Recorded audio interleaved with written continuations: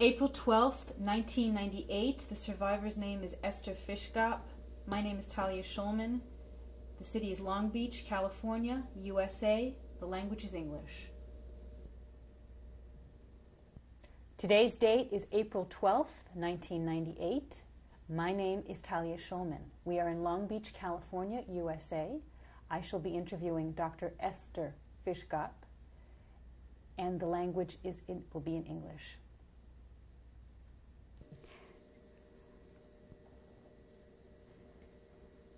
Good morning. Good morning. What is your name, please? My name is Ester Fiszgop, pronounced in Polish Fiszgop, and I was born in Poland, Brześć nad Bugiem, Brisk, Brest, had many names, and I was born on January 14th, 1929. Could you please spell the name of your town where you were born? I will spell it the way it is known. It is known as Brest, B-R-E-S-T. The reason it was Brest-Litovsk at times is because there is another Brest someplace. But this is the one in Poland, and it was called Brest-Litovsk. Was that a large city? To me it was large, but I was a child there. I know that during the war there were 120,000 people in that city, they say. Before the war, I think it was 60,000. Could you please spell your last name? My last name is Fiszgop.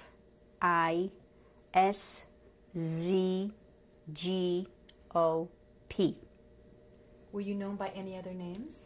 No, not until I got married. Did you have any Hebrew names? Esther. It's Esther. What is your age today? I'm 69.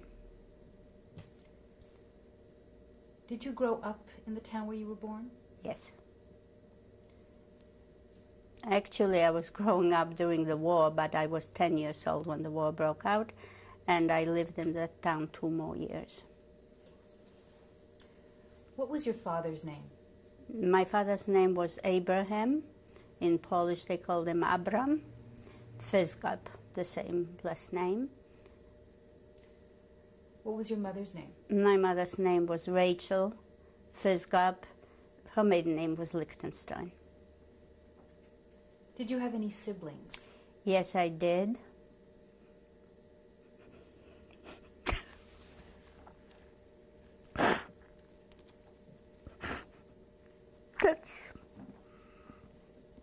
That's the hardest part.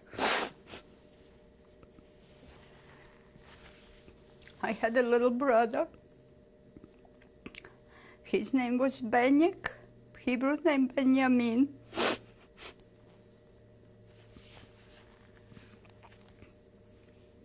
He was born January 25th, 1930. We were 1 year apart.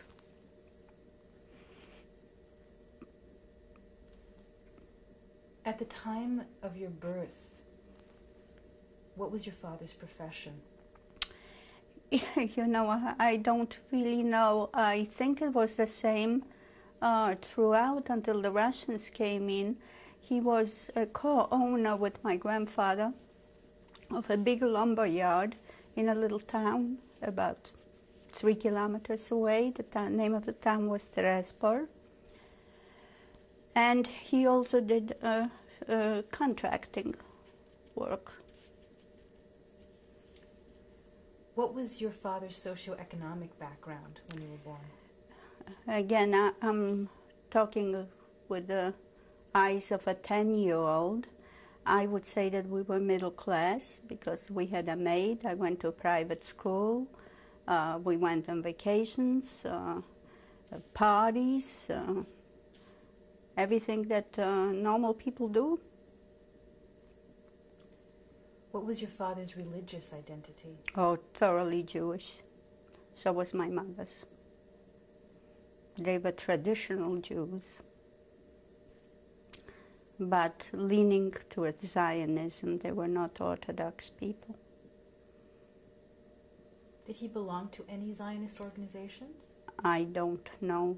I cannot tell you, but I was sent to a Zionist school, so was my brother. But I do not know of any organizations. I just don't remember. What are your earliest memories of your father? He was tall,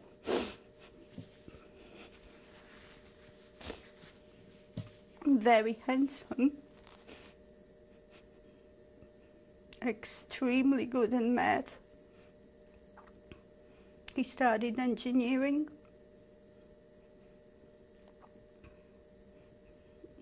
So,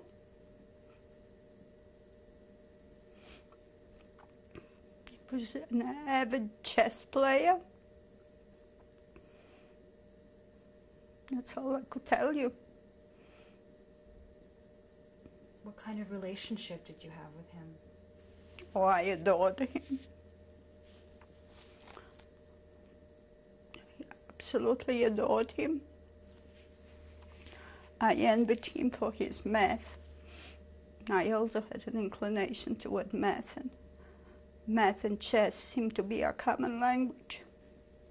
When my father played and had to leave, he would put me in his chair and have me continue for him in chess.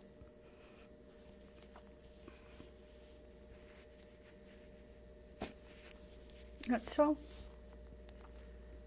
What do you remember about your mother?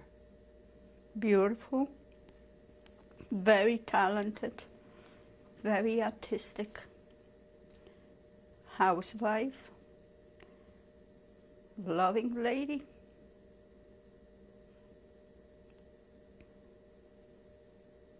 But I remember them quite well. Is there one particular memory that stands out of your parents when you were a child? I just remember everything. I once overheard them. They came back from school. They had probably open school or conferences with teachers or something. And my mother and father said so that I should not hear that one of my teachers told them that he was sorry he was married, because if he was not, he would wait for me. And I just used it for the rest of our existence. I said, well, he liked me. So anything they said to me, I said, well, let's ask Mr. So-and-so.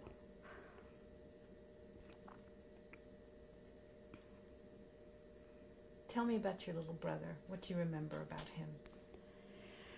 He was very artistic. He drew beautifully. And he was, as you will see, I have some pictures, very, very beautiful boy.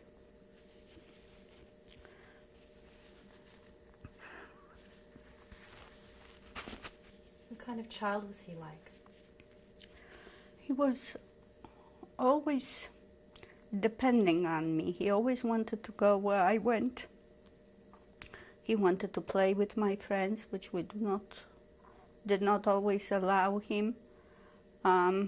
He was pesty, I thought, but he was very good in sports. I was not. In Poland, children are born on skates, because the snow comes down in November and you don't see the ground till about April. So all children they skate and they ride bicycles and they swim. I did nothing of that sort. He did all of it. So they were like two different worlds. He knew how to draw. I didn't know how to draw a line. He was very sick when he was a baby, and I remember that he had, now I know what it was mastoiditis from an ear infection. You get an infection, in the bone behind the ear. And he was taken to Warsaw, and they operated on him a few times and left a little hole behind his ear. So all the time he wore a little Band-Aid over that little hole, but he didn't slow him down any. He had perfect hearing, was a beautiful baby. What did he look like? like a gorgeous gypsy, very black eyes. I was blonde, he was dark. Adorable.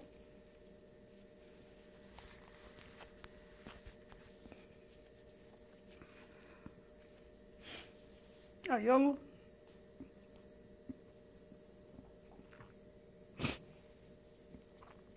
I was only with him until he was 11. Never saw him again.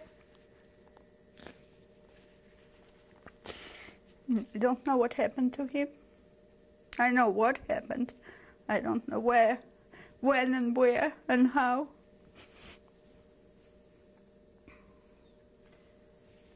You mentioned your grandfather earlier. How many grandparents did you have at the time? I had all 4 grandparents, but my grandfather, my mother's father, was in the United States with all of her siblings. She was the only one in Poland. My father's father and mother were living in that little town about 3 kilometers from us. What were their names? My grandfather's name was Mendel Fiszgop, and my grandmother's name was Chaya Fiszgop. And your maternal grandparents, what were their names? Well, my grandmother was Risha Lichtenstein, and my grandfather, the one in the United States, was Chaim Lichtenstein. And they had, 7 children, 6 were in the United States. My mother was in Poland. Had you ever seen your mother's parents? Oh, yes. We were very close family. Even though my grandmother lived about 80 kilometers away, I grew up with her grandmother.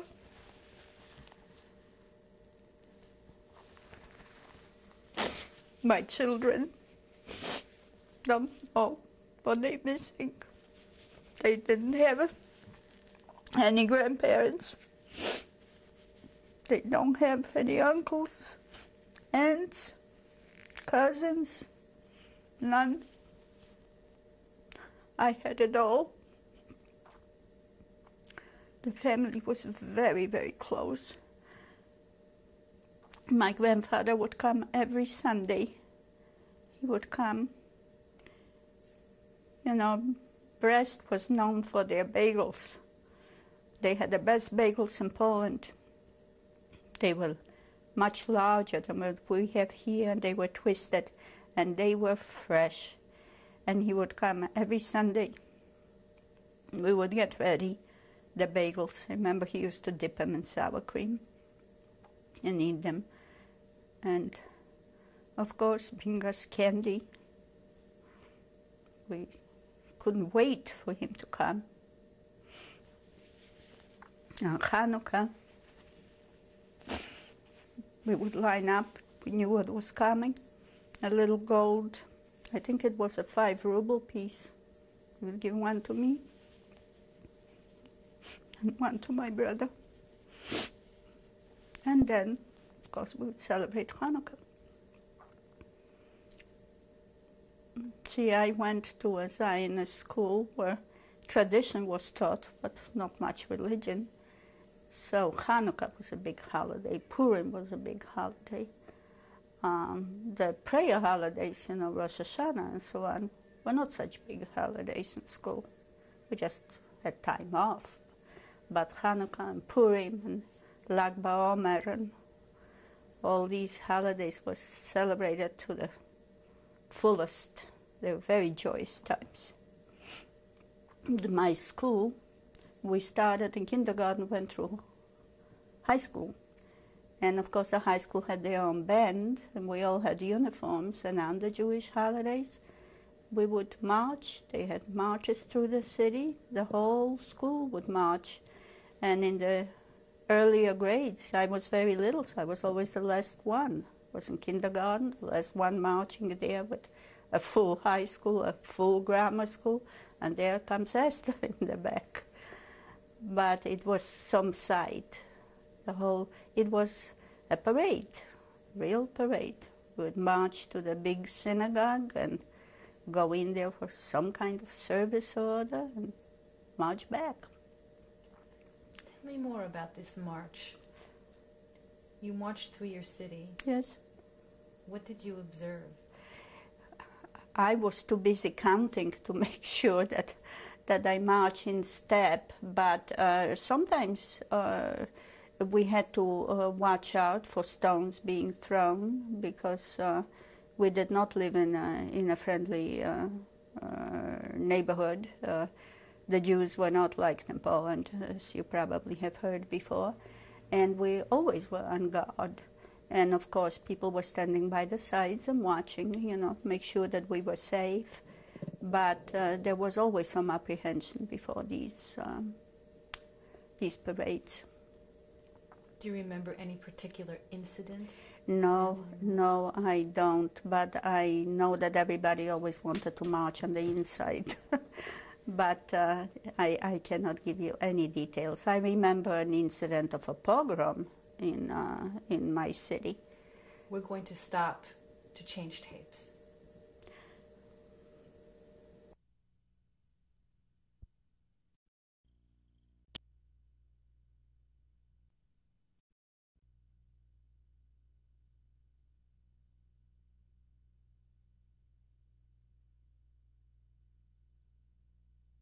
Interview with Ester Fiszgop, April 12, 1990. Dr. Fiszgop, you were telling us in your last tape about the march you took with your students during the holidays. Tell me about what you observed when you got to the synagogue. Again, I was always in the back because when the war broke out, I only finished 4 grades and I was small, and we went by size. So I was always in the back, but what would happen, I heard speeches. Don't ask me what they said. I don't remember or didn't even pay any attention. I was more enthused about being dressy. We had summer uniforms and winter uniforms, and it looked so pretty. Did they light the candles on Hanukkah in the synagogue? I don't remember. I don't remember whether they lit the candles. I think we always marched in the daytime, but I don't remember the candle lighting. Maybe they did, maybe they didn't. I just don't remember. In our house, we always did. There was no question about it. It was a big thing because we got money for it. We got Hanukkah gilt. So we couldn't wait. And of course, because we went to Hebrew school, me and my brother just, you know, knew the songs and we read the language, so it was fun. Everybody marveled that we knew the Hebrew. What kind of songs? Hanukkah songs, the prayer over the candles. Who lit the Hanukkah candles in your home? My father, except that if he was not there, or my grandfather, if they were not there, then I did, or my brother. I don't remember my mother ever lighting a candle. But I do remember that my mother made me sing because what we sang in school, the tune was different than my grandfather's or my father's. So she would make us sing. Do you remember the tune? It's the same as here. Did you get any other kinds of gifts during Hanukkah? Oh, always. But we did not, I don't think we got, daily gifts like they do here. That's a foreign habit to me. We got from everybody, though, but only once. We didn't get daily gifts, and it was usually money. And then we played the dreidel, and ate the latkes, and it was joyous. Who was there to celebrate with you? Usually my grandfather, my grandmother, the immediate family, neighbors would come in, for the latkes. It was a big affair. I don't know why. In our house, it was probably one of the most memorable holidays. What other holidays stand out in your mind when you were a Of child? course, Purim does, you know, because we always had the balls in school. We always had plays and performances, and I have a picture of me and my brother being dressed for Purim. He was dressed as a gypsy, and I was dressed in Polish. It's called Columbina. I think it's a Columbine. Is that what it is in English? But this was every Purim. We had to be dressed. We didn't wear masks. There were no masks, but there were beautiful costumes. I remember being a bee, a butterfly, Queen Ester, all these things. But they were costumes made from material, from scratch. My mother was very good at it, very good. I was always dressed beautifully because she was so capable. She would see something in a magazine or on a screen, and within a week I had a dress like that. Is there any particular dress that she made for you that you remember? Oh, so many. A little skirt, like a peasant girl with a white little apron, an embroidered blouse. I have a picture of that, I believe.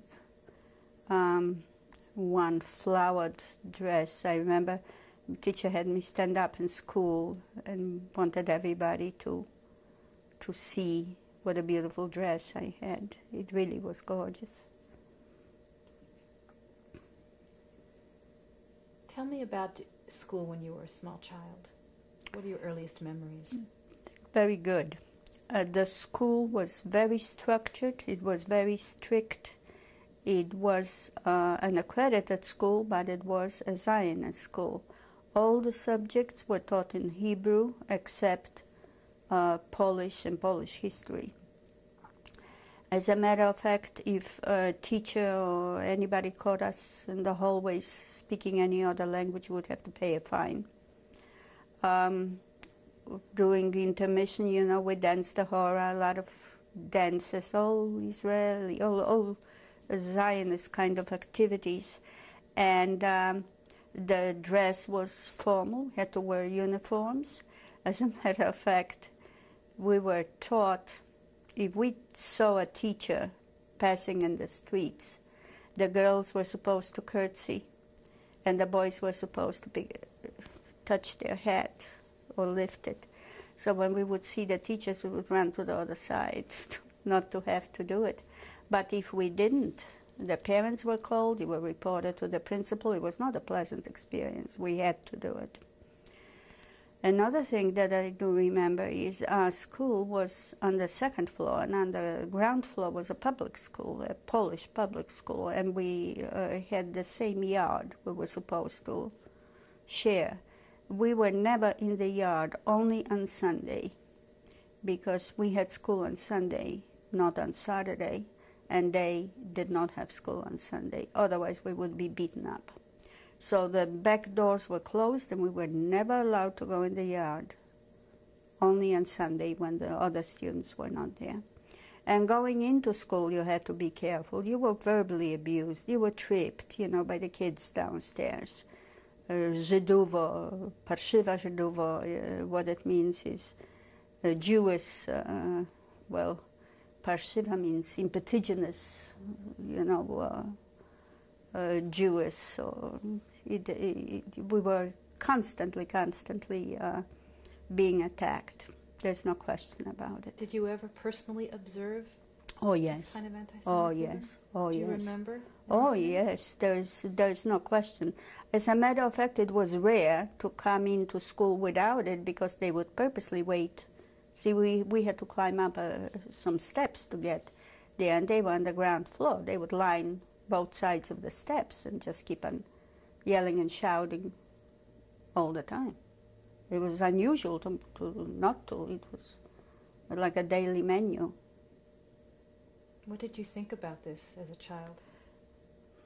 You know, I had no yardstick to go by. I never questioned it. That's how it was. It was a way of life. This was not the only place. You had it all over. There was an area where we were supposed to pay. Now, I don't know whether it was the electric bill or some kind of utility bill had to be paid in an area of the city where Jews just were forbidden to go. And if they did, you would be beaten up. So my parents sent me to pay the bills. They wouldn't dare go pay the bills in that area because I was, and I did not look Jewish. I was blonde, you know, and fair complexion. So I used to have to go to pay the bills. It was just a way of life. Did anyone suspect ever that you were Jewish when you paid the bills? No. No.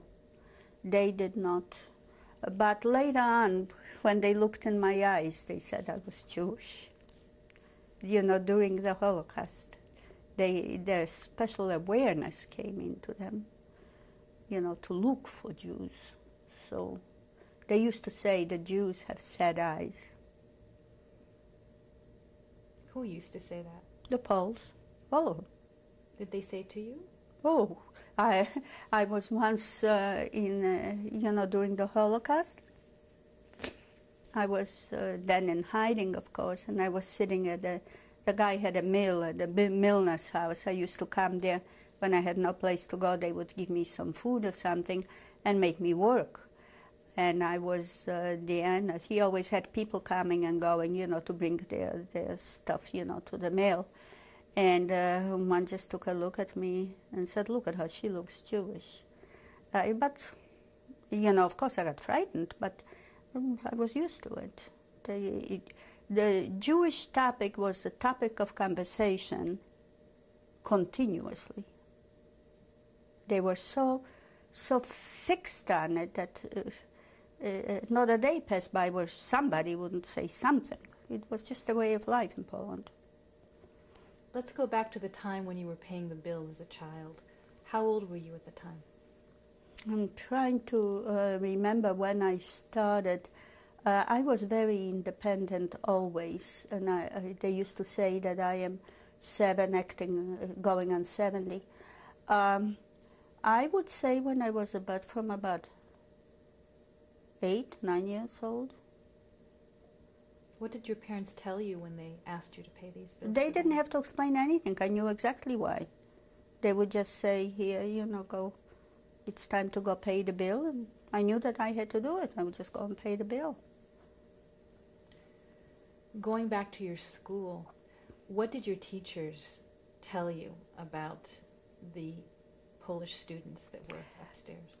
Just to stay out of the way, don't talk to them. You know, make believe that you don't hear them. But again, it was not a topic of everyday conversation. It was a way of life. It was not a topic of everyday conversation. They didn't, you know, say be aware of the kids or so. We just knew it. Did you ever observe anyone being beaten up?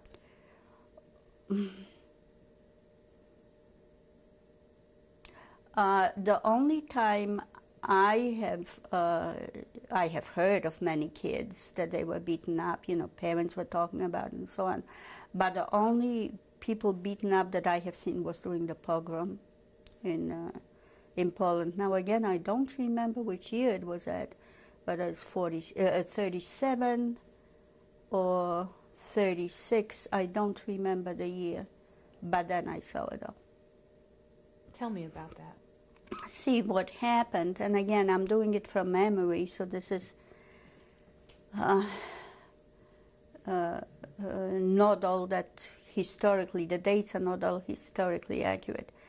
There was a Jewish butcher who had a fight with a Polish policeman. Now, the Polish police was constantly out after the Jewish merchants. They didn't wrap the goods in clean enough paper. They used newspaper where it was forbidden. They would open up the store on Sunday that was forbidden. So this was their job, was to guard the Jews. Well, he came into the Jewish store and they had a fight or something. And that Jewish butcher just went ahead and killed him, took a knife and killed him, that Polish policeman. Within hours, they organized the pogroms. They were ready, they were looking for it, they were ready. A lot of them were dressed in white pants, white skirts, white tops, and they were young, and they were just all over the city. I don't know, I think that they were supported by some kind of party, but I don't remember which party. It was all organized. I was in school at that time with my brother, and what happened, we were on the second floor, all of a sudden glass started breaking, and rocks were flying all over.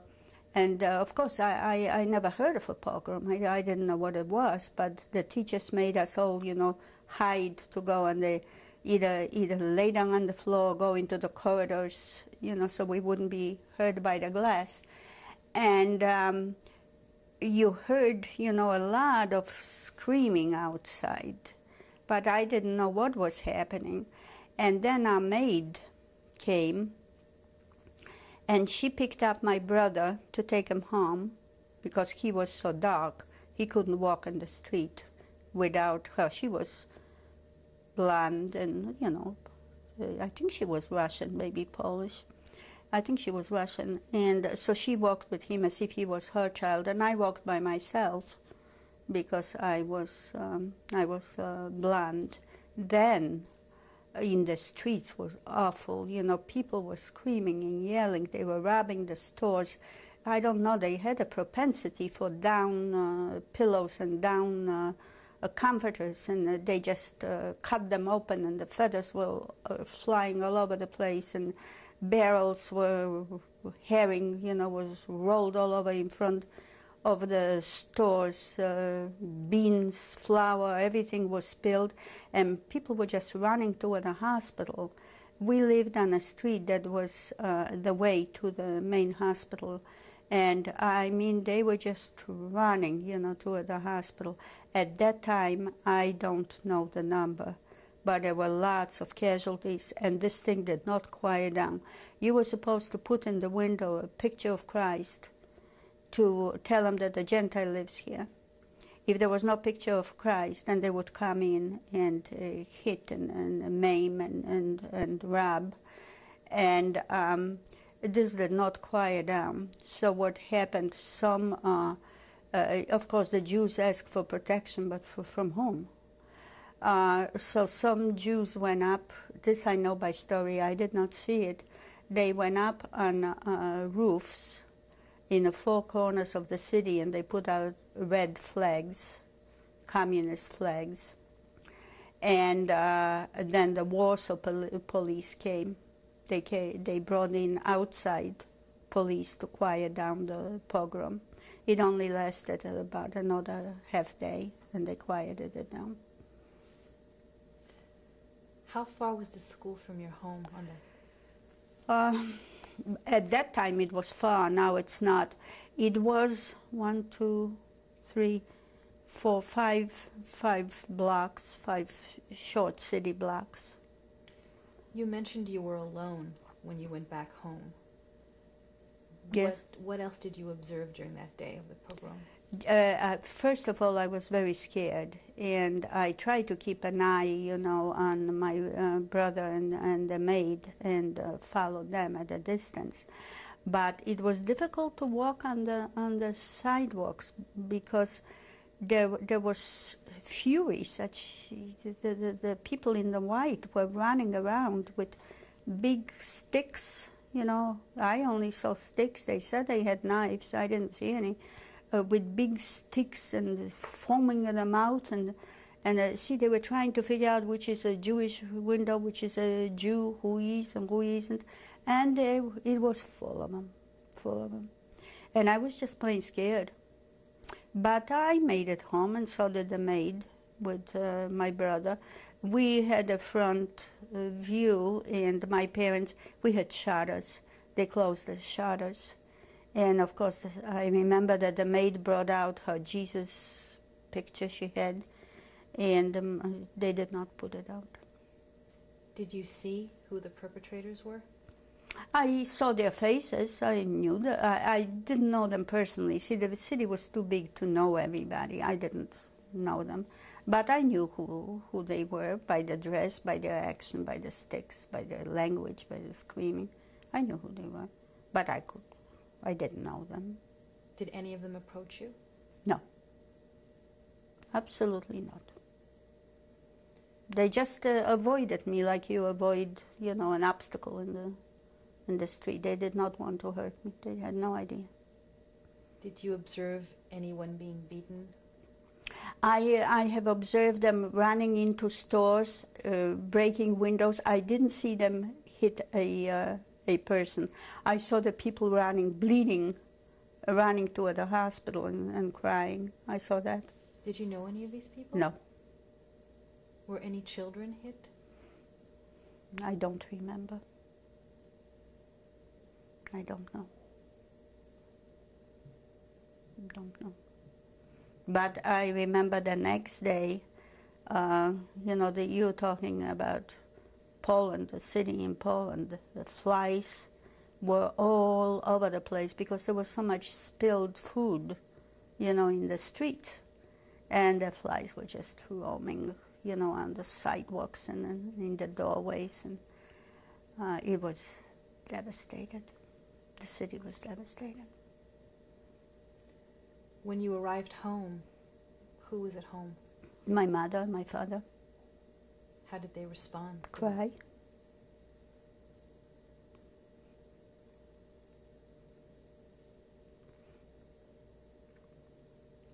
Do you remember what they told you? Oh, I remember, don't sit in front of the window. Maybe go in the back. Every 5 minutes they had a different idea what to do.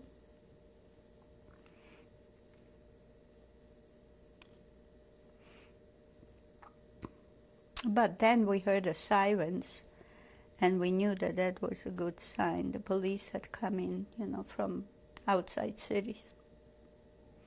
They were afraid that this was going to be a communist uprising, and they decided to put it down.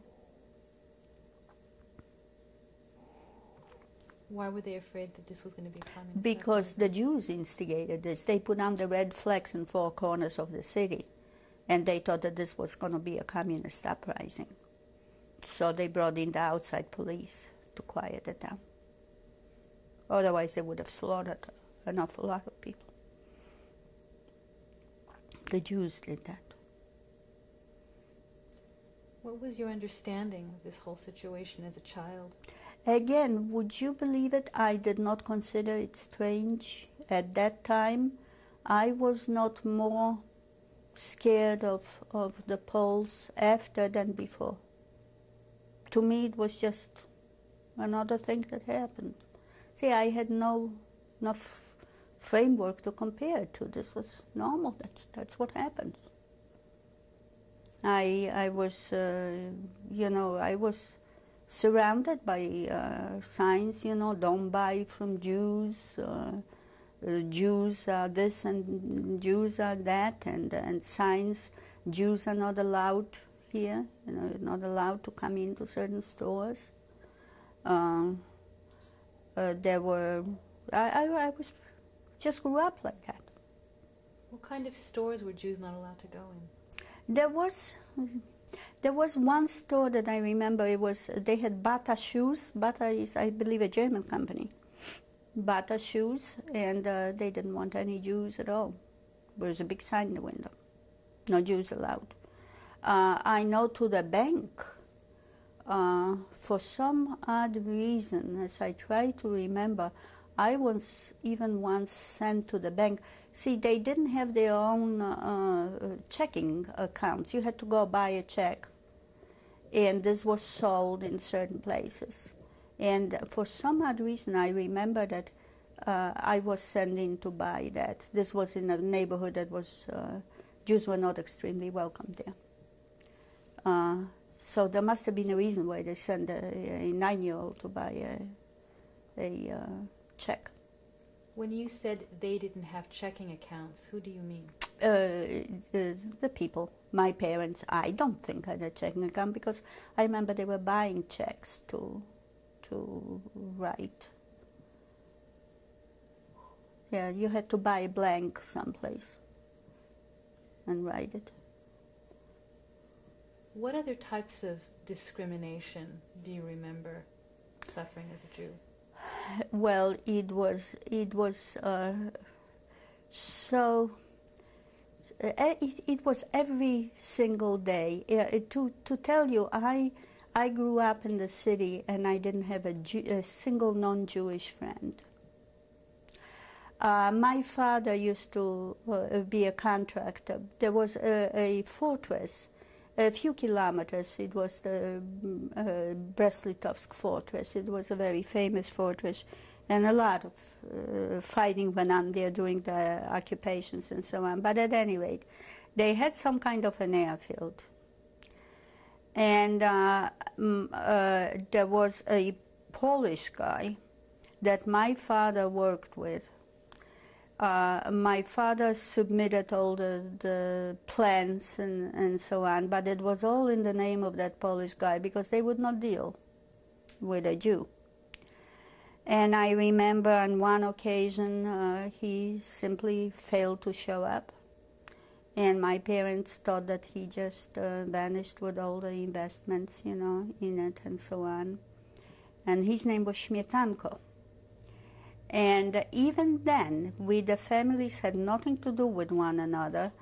When my father wanted to inspect how the building was coming along, he used to get dressed up as a peasant and come in with a horse and wagon, make believe he's bringing in material, to see what was going on, because a Jew was simply not allowed.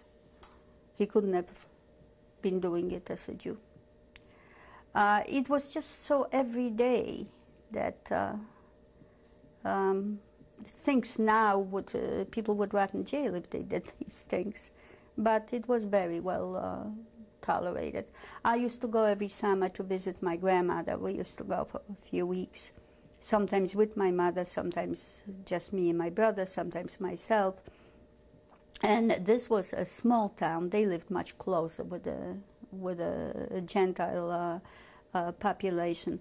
But, you know, whenever there was a wedding someplace, or whenever there was a holiday, they would come into the city, all the peasants, they would get drunk, you know, go into the pubs, have a good time, and then the recreation was to go out and mess the Jews up a little bit. So you knew that at these times you were just laying low, quiet, with the shutters closed, and you just tried to keep out of their way. But when you heard that something was going on in that pub, you just didn't even walk near it. That's how I grew up. That's how Poland was before the war. It did not happen overnight. Does anything else stand out in your mind when you think about those days of anti-Semitism? I am trying to, you know, I'm using today's yardsticks because at that time, had you asked me, I couldn't tell you that anything was wrong. So I'm using today's yardsticks to remember, you know, what went on. It was so ubiquitous. It was so all over that we just accepted it. Any different way. Oh, I'll tell you one thing that I remember very vividly because it was very common, and that was a Polish funeral, a Gentile funeral. They used to have, you know, the hearse. It was an open platform pulled by horses, and that person would be there surrounded by flowers. And they would pull it, you know, through the streets. And on the sidewalks right along that procession, people would run and hit Jews. The Jews were supposed to take their hat off when this funeral passed. And most Jews did not. So what they would do is hide in the doorways, you know, in the yards, in the doorways, in the stores, not to have to do that. And they knew it, so they would go around and just hit something awful. And everybody was afraid of that. They would just hide. But this was a well-known fact. That's when we saw a funeral, everybody would just run away, hide someplace. That's how it was. Do you remember any particular funeral? Oh, a lot of them. That was very common. Don't forget, everybody that was buried in that city probably went through the same street. I don't know. This was the way from school to school for me. Plus, the stores were there and the friends were there, so we were always there. We're going to stop now to change the tape. Oh, good.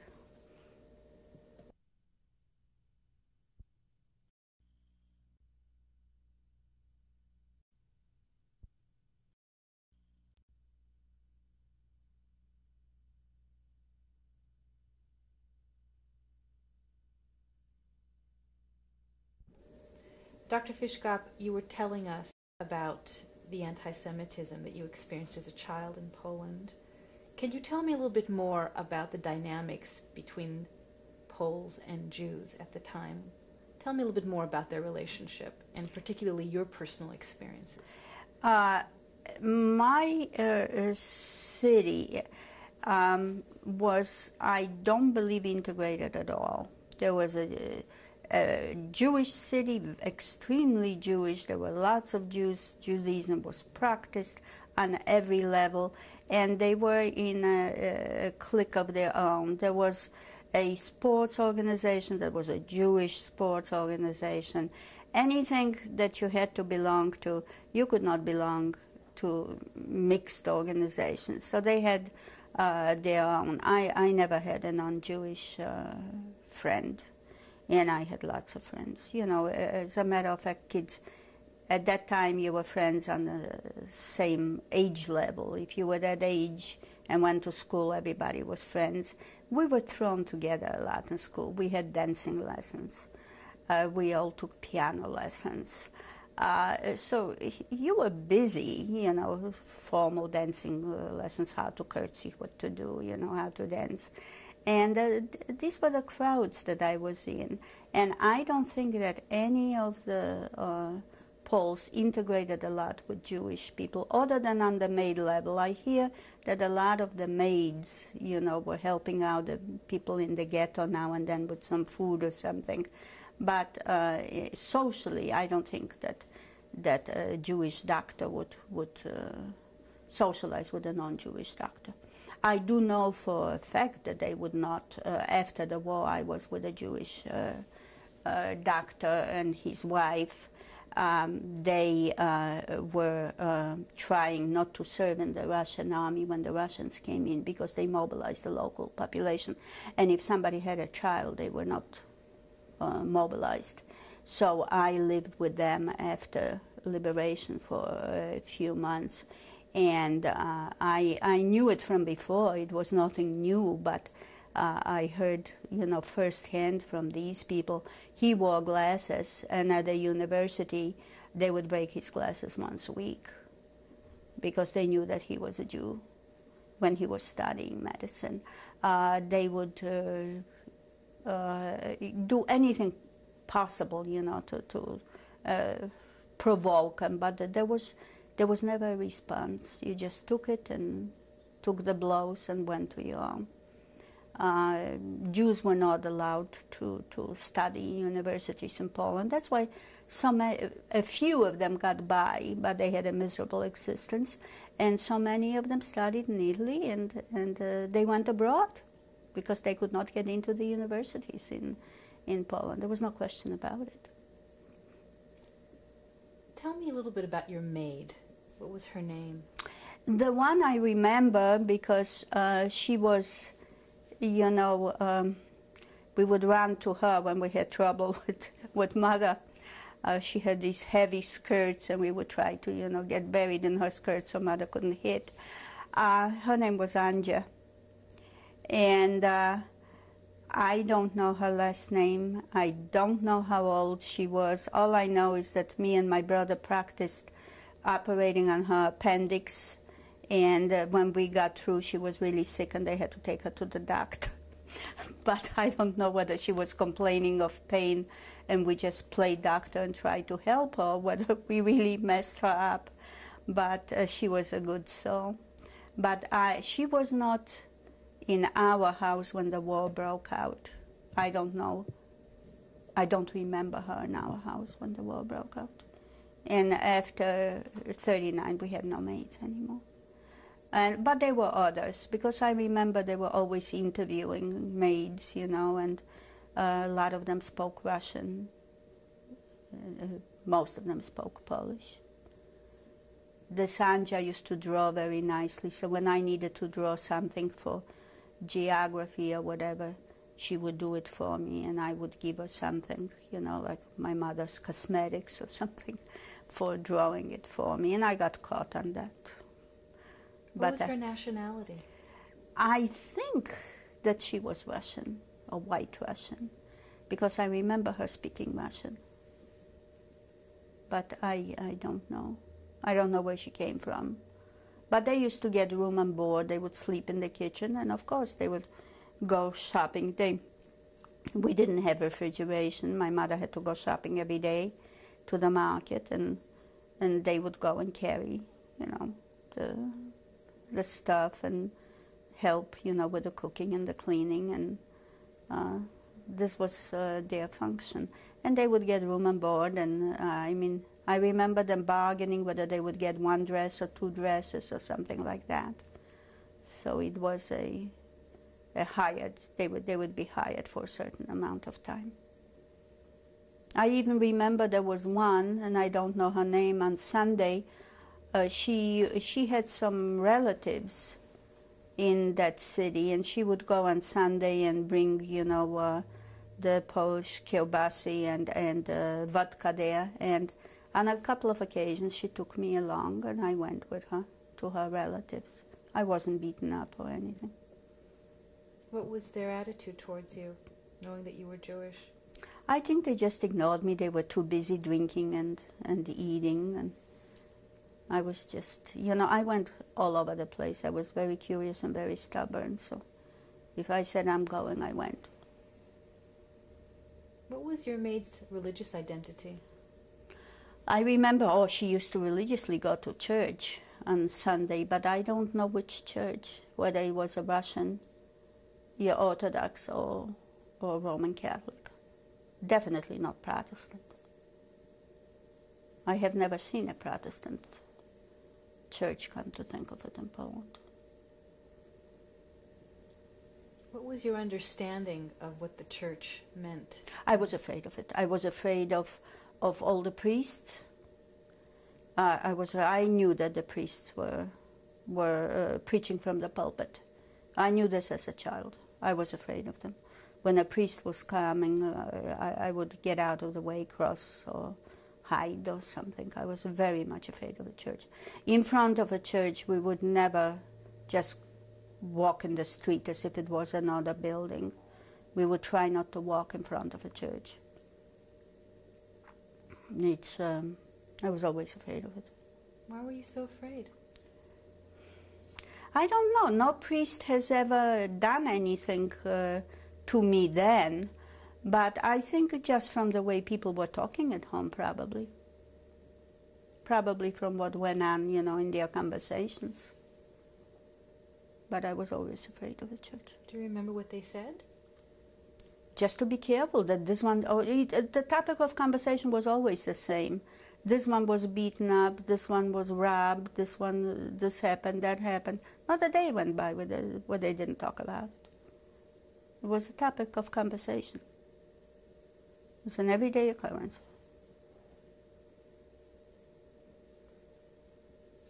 Was there a church near your neighborhood? There was a Russian Orthodox church about 2-3 blocks away, but it was an area where we didn't go much. Only when we went to the park did we have to go that way. And this was in the time of day when there were nothing going on, you know, in the church. So we used to walk there when we went to the park. But otherwise, You know, I couldn't even tell you where there was another church. I don't remember. I must have known, but I don't remember. We are talking 50, 60 years ago. I really don't remember. I'd like to go back to your school when you were a child. You mentioned you went to a Zionist school. What did you learn there? Regular subject. This was an accredited school. It was the Tarbut system. They have it to this day. And we had, you know, kindergarten was kindergarten, like any other kindergarten. We already learned about holidays and in kindergarten, and we were, you know, doing all kinds of things. In kindergarten, we were already buying, you know, stamps for Keren Kayemet Israel. You would bring the stamps, fill up a book, and I don't know what you got when you filled up a book. I don't think anything. You just filled up the book, and they would plant trees for that money. And then later on, we had, I'll tell you something. When I finished the 4 years in the Polish school, then when the Russians came in, I had to repeat it because the Russian school were far advanced. They only had a 10-year system, while Poland had a 12-year system through high school, 6 and 6. And the Russian had a 10-year uninterrupted system. And in the 7th grade, they decided whether you were going to go to a vocational school or whether you were going to go in for academic studies. So they claimed that we were not up to their standards, so I had to repeat it. But when I came here, I only finished the 4th or the 5th grade. I think it was the 4th. And it carried me through high school here. In a lot of subjects, I knew more than the high school graduates did here. So it was on a very high level. Are you kidding? People used to kill themselves if they would fail exams. Later on, not in the public school. It was a shame on the family if you did not pass the high school exams or were admitted to, you know, to high school. It was, education was stressed. It was a way of life. There was no excuse not to get a grades or not to perform. And the Tarbut schools were, they're private, had to pay. And they were also very secular. There was, I did not know what to do in a shul after the war because I never was brought up in a shul. I wasn't taught any prayers. I think we had religion as a class because I remember reading the Tanakh, the stories, you know. But don't forget, I was 10 years old, so it was on a very primitive level. What they did later on, I don't know. What they taught in the high school. But it was the Tarbut system. Did you learn Hebrew? Oh yes, I was very fluent in Hebrew. We spoke, it doesn't take, you know, 5 years for a child to learn a language where everybody speaks only Hebrew, but I forgot it. What other languages did you speak in that school? Just Hebrew. When you walked into that school, the only time you were allowed to speak Polish was when the Polish language during the class and Polish history. During geography, botany, math, history, it was all in Hebrew. Only Hebrew. At home we spoke Yiddish and with the maid Polish. But amongst ourselves it was Yiddish. With my grandmother was, of course, Yiddish. My grandmother would come every Passover. And for her, I am sure it was for her, not for me, and not for my father. But the house was turned upside down, you know, to prepare for Passover. And I have never witnessed a Seder till the end because I would fall asleep in the middle. But it was a very traditional Seder, you know, with the 4 questions and all the dishes were different. And it was a real Passover. My grandmother was very religious. She used to pray from morning to night. In her little town, she would go to that shul every single day. And I remember when I was there Saturday, you're not allowed to carry stuff on Saturday. I had to go and carry her siddur for her home because she was not allowed to carry it. Very religious person. Do you remember her physical appearance, what she looked like? I am surprised now. She looked like an old lady, but she was not all that old. I was her oldest grandchild, and she had 7 children after my mother. My mother was the oldest. And I have an uncle who was only 13 years older than I. So she had a 13-year-old herself. I thought she was ancient. But at that age, every 30 looked old. Who asked the questions at the Passover Seder? My brother. But sometimes both of us, you know, we used to sing them. My brother did. Is there anything that stands out in your mind about those Seders? There was something we all looked forward to because when grandmother came, you know, heaven opened up all the presents.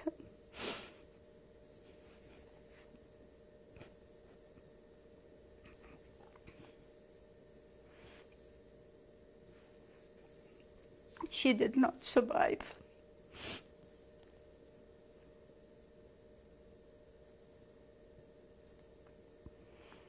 What kind of presents did she bring you? At that time, they started making silk underwear. I had the first pair of silk panties, clothes. She would bring kerchiefs. I had braids, all kinds of ribbons for the braids. She was a good resource. Anything I wanted. Were you close? Very.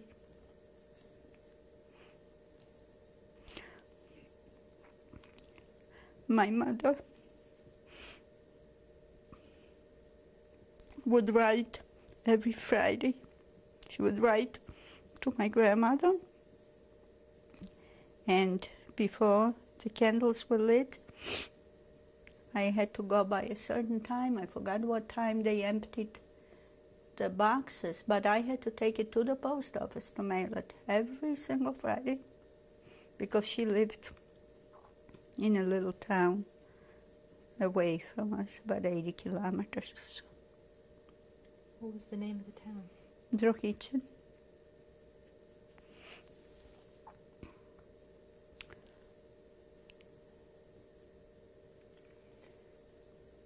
Let's go back to your school a little bit.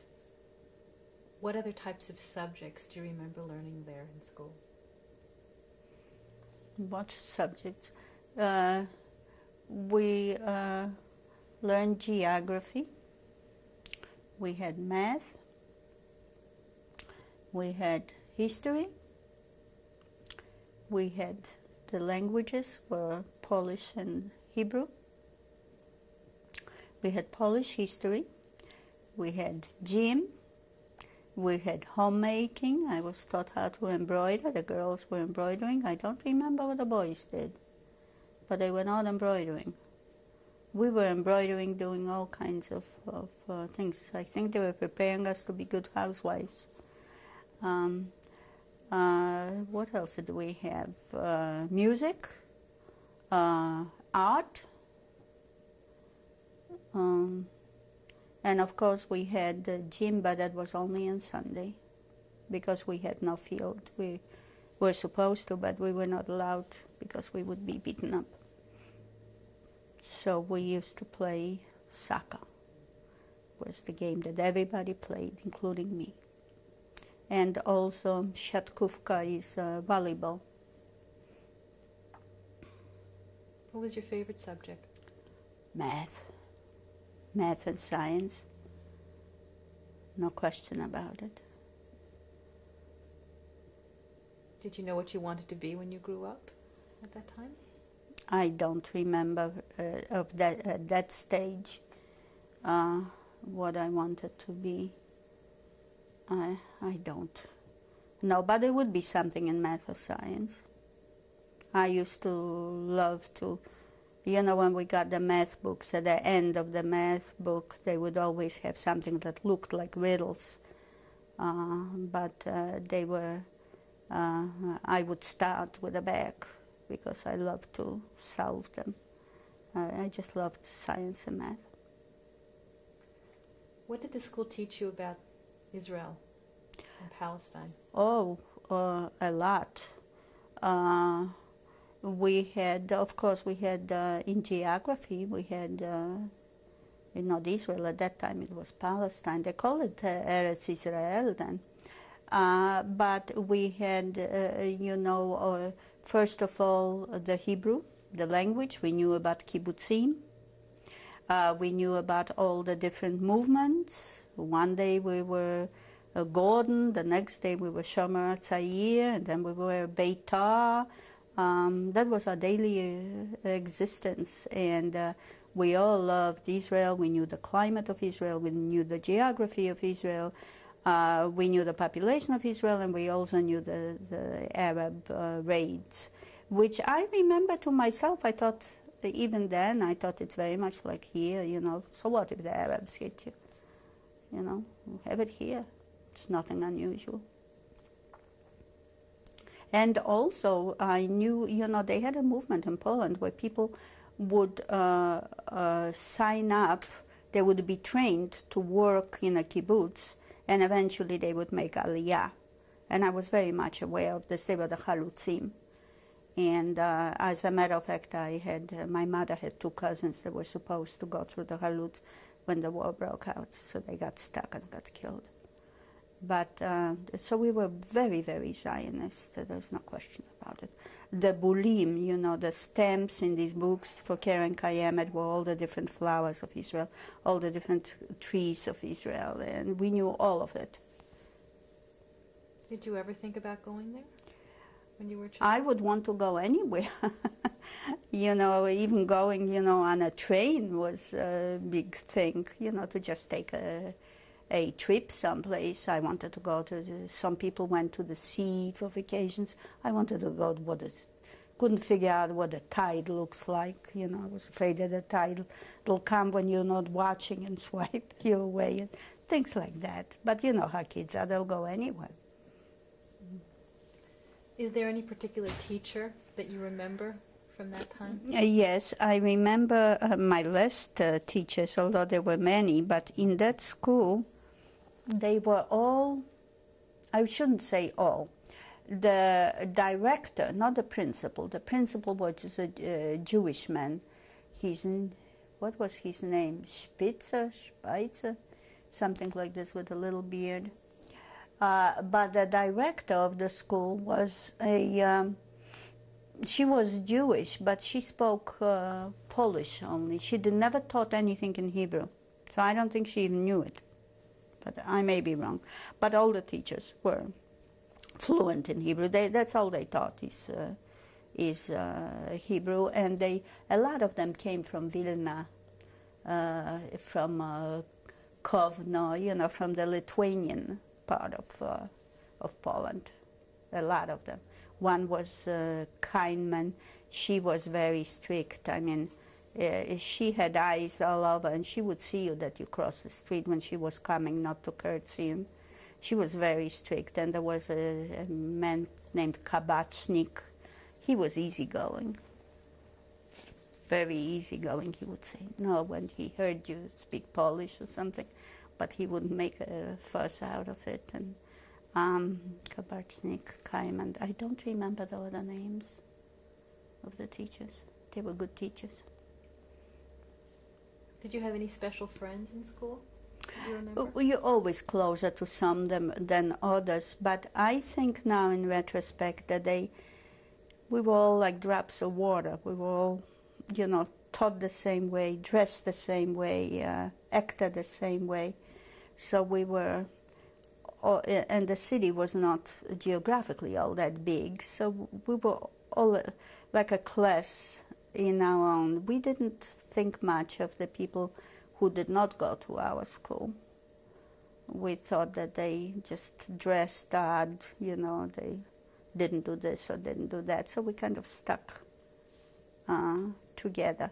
But still, there were some closer friends than others. Do you remember anyone in particular? Oh yes, there was a girl, Karashuk. Her name was Shendel Karashuk. There was one that was, her name, believe it or not, was Mary Diesenhaus. Her father was German and the mother was Jewish. And there was a big tragedy there, I think, when the war broke out. Of course, our school was no more after the war broke out because the Russians came in.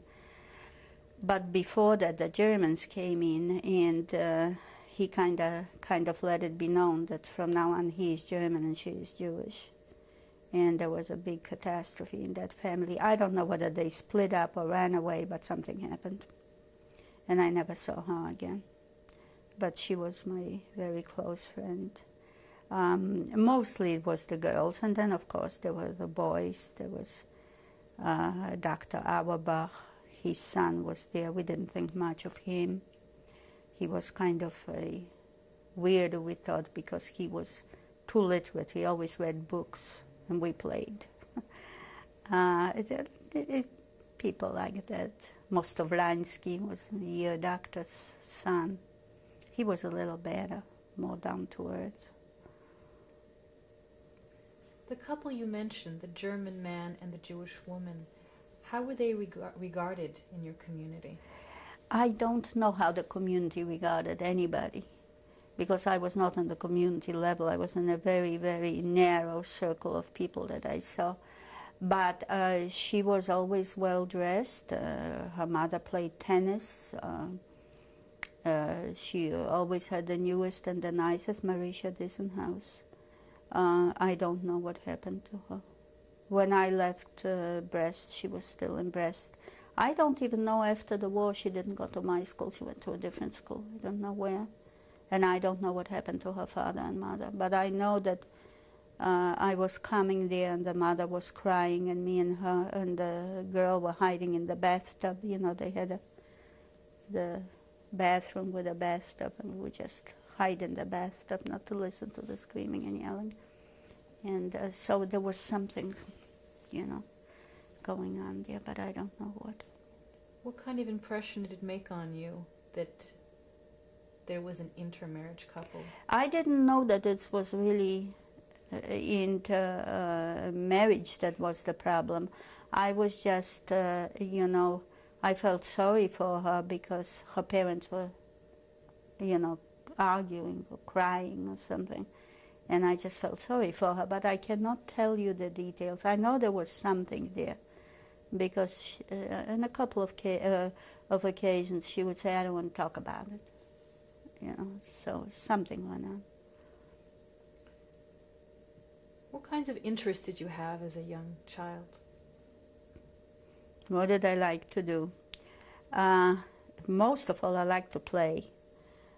I like to play with other kids. You know, we would jumping rope or play all kinds of games or go visit one another. You know, it was not that formal. You didn't call on the phone and say, I'm coming over. You would just go over and open the door and there you were. So we would, I would like to play with my friends and stuff, but I also like to read.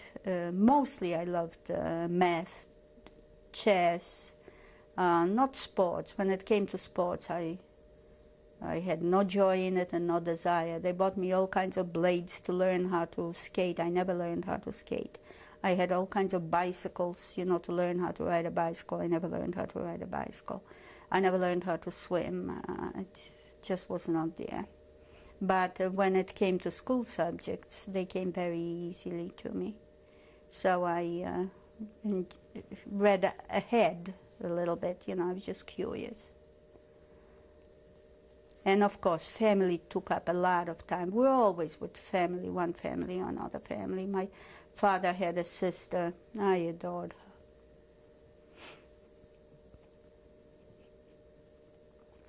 She was a single girl. since I remember her. Then she got married, she had a baby. But when she was a single girl, I considered her my pal.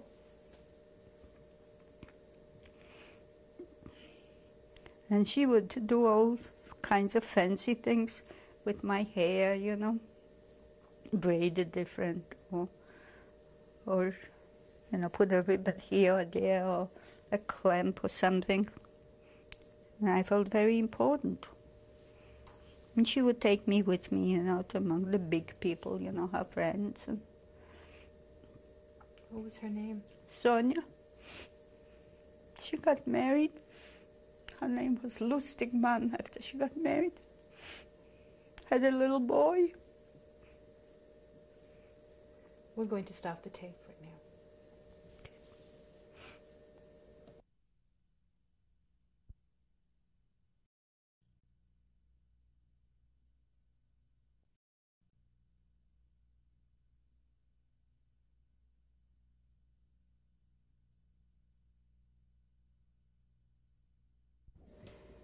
Dr. Fiszgop, what else do you remember about your Aunt Sonia? She was, again, a beautiful girl. To me, she was an idol. And she would, I would go visit, you know, them. She lived in the little town with my grandfather and grandmother, and I would go visit there very, very frequently. As a matter of fact, many times I was taken on a bicycle by somebody to visit. I would just all of a sudden show up. And of course, over there I liked to go because I would be spoiled rotten. I could eat anything I wanted.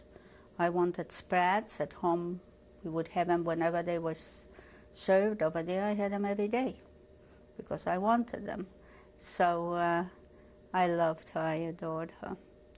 And then another brother, his name was Herschel. He was a photographer. And he used to say that I was photogenic out of all things. He loved to photograph me. And that's why if you see a lot of photographs are here, because my mother sent them to her sisters and brothers. And there was another brother, his name was Reuben, and he lived in a little town a little further away. And all I know is that he had 3 children and was married, but I don't remember interacting with him. He would come and visit now and then, but there was no interaction. It was not like the other family. Whose brother was Herschel? My father's. And so was Reuben. And he had another brother in Smolensk. And his name was Zalman. I think they called him Sasha because he was never made it to Poland. He was in Russia all the time. And there were 2 sisters in Moscow, and I don't know anything about them. All I know is one was named Berta Gantz. She married somebody by the name of Gantz. And that's all I know. When I was in Moscow, I tried to look up, you know, some telephone registries or something. It was impossible to find anything. Didn't find anything. I even went, somebody used to live on the street Lenina 9 in Moscow. And I went there, and nobody heard anything about it. I couldn't make any contact. What happened to your father's siblings? Do you know? All of them perished. The only ones that had hope of surviving were the 2 sisters in Moscow, but I don't know what happened to them. I have no idea. I'm sorry. But my father's, you know, with Sonia, Herschel, Reuben, and Sasha, they all went with their families.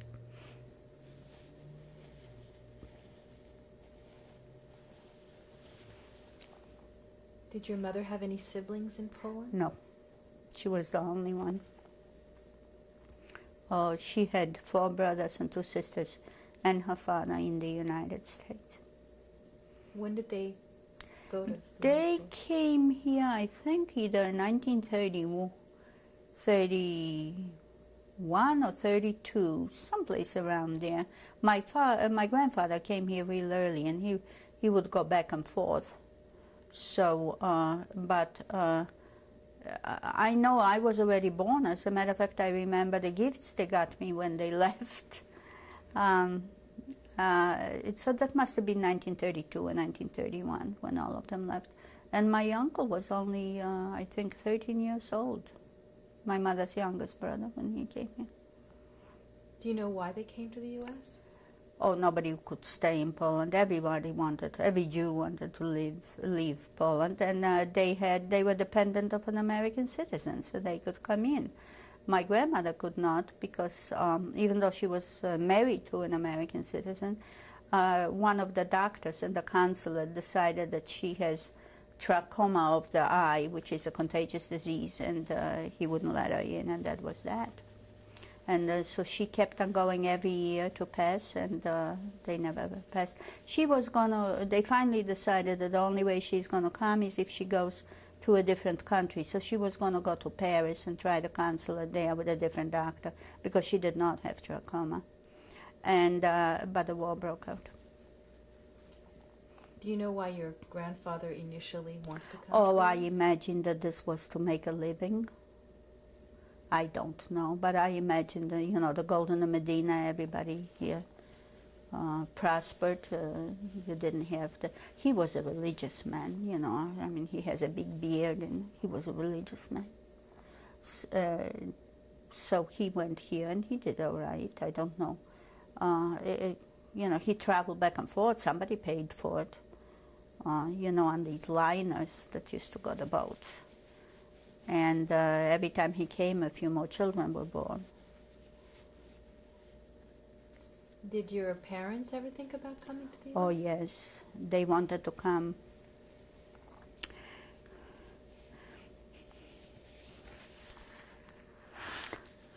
My mother wouldn't leave her mother.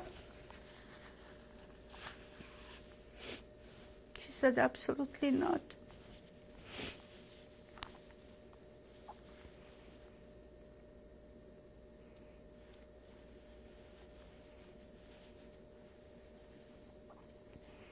So we did.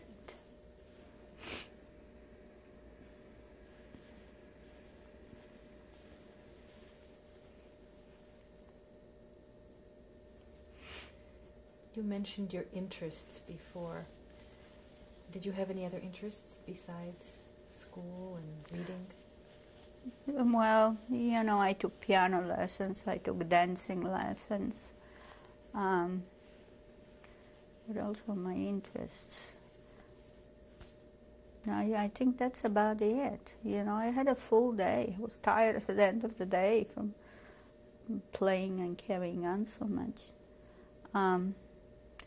But it was a very, very structured life. We would go to the park, every day at a certain time. We walk to the park to play. It was very structured. There weren't 10 minutes where you would have to yourself.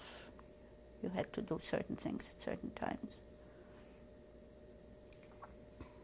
What was the level of religious observance in your home, would you say? My parents were traditional Jews. My mother lit the candles every Friday night. We had a kosher home, used, of course, kosher meat and so on, observe all the holidays, and that was the extent of it. They were not Orthodox Jews. I don't think they were religious people.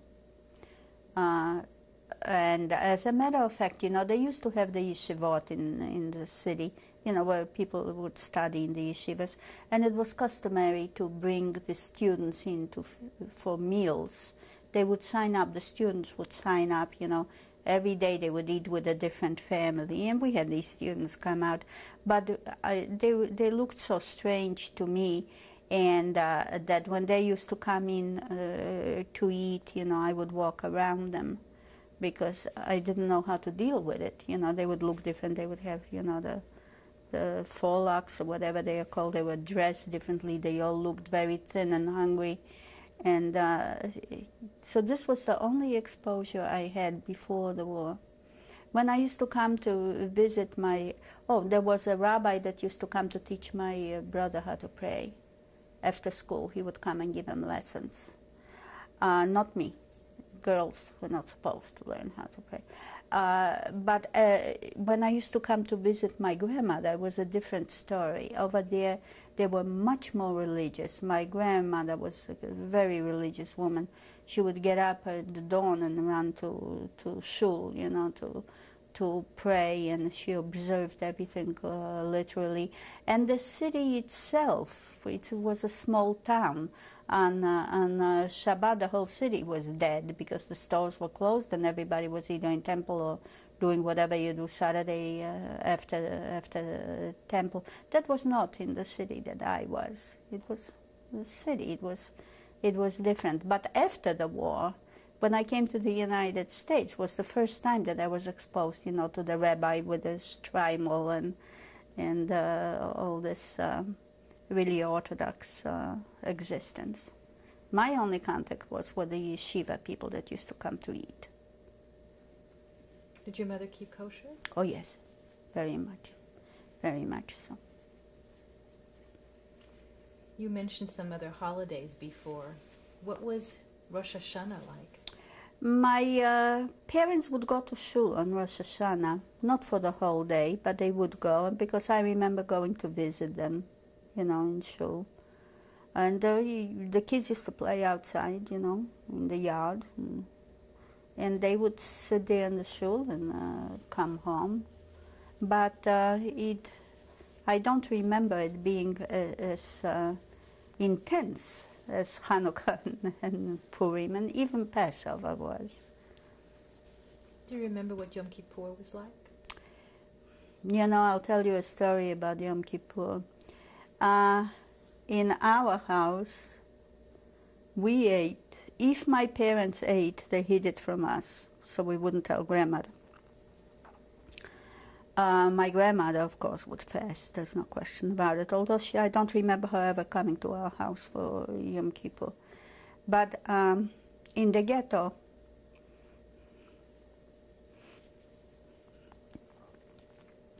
I fasted.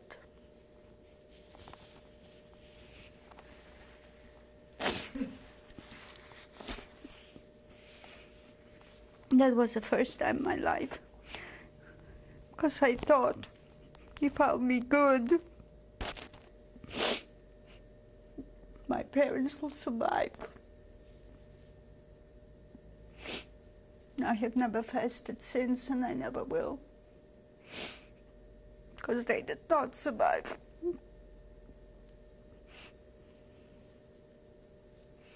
Everybody was trying to make me eat then. But when I said no, no it was. It didn't help.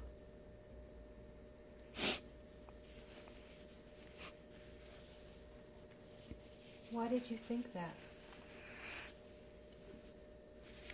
When you're desperate, turn to God.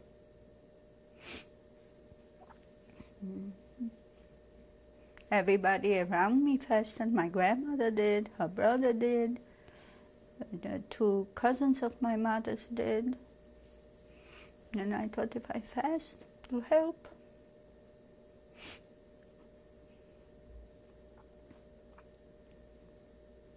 Do you remember what Shabbat was like when you were a child? At home? Well, Friday night was a traditional meal, you know, with challah and fish. And Saturday, my mother would make a chulent, you know, and I would have to go and pick it up. Yeah, it was at a baker's someplace. Either I and the maid or something would go and bring it. So it was very traditional, and afternoon they would go visiting to friends, you know, and sometimes it was funny. You would be going to the friends and the friends would be going to you because they didn't have phones, so they didn't call, I'm coming over, and you just went out in town and so visiting was a Saturday afternoon was a big day for visiting with friends. And that's it. Sunday was school. Did your mother light the candles? Oh, every Friday night. Every Friday night. Of course. She did. A lot of the stuff, you know, I was not supposed to tell Grandma this and tell. I don't remember what it was, but I know I had secrets from my grandmother about the religious stuff. Because I don't think she would come to our house for Passover if it wasn't exactly so, which butcher you bought from. She bought from religious butchers, but I think some of them were more religious than others. Some were questioned or something, so I was not supposed to talk about these things, but very few. It was traditionally a Jewish home. What do you remember about your neighborhood when you were a child? I don't remember any Gentiles in that neighborhood. I didn't play with any. And the stores, I think some of them were Gentile stores, but this little commerce, you know, the little mama and papa stores all over the place, they were mostly in Jewish hands. The big stores, again, my mother would buy her hats from a certain store that was in Jewish hands. All the material for dresses and clothes was bought in a Jewish store. Shoes and so on. All this was bought in Jewish stores. Groceries. All this was in Jewish stores. It was predominantly, I was in contact with only Jews.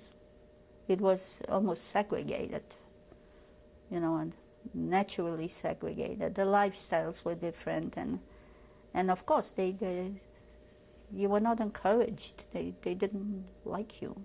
They didn't want you. As a child, were you aware of what was happening in Europe in the 30s?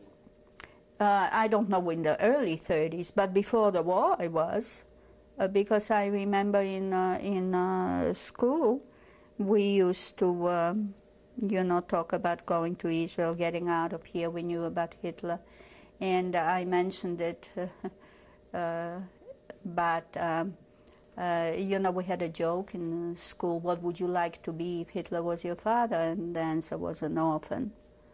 And so we knew all about Hitler and the Jews. And I remember my father being very, very preoccupied with politics and the situation. I remember it distinctly. He even told my mother once if it was not for her, we wouldn't be here, because she refused to go. So it was, we were very aware. What was your sense of how they responded to the situation as a child? I didn't know the danger. I didn't contemplate the danger at that time. I didn't know. I was honestly more preoccupied whether I'm going to wear blue shoes or pink shoes.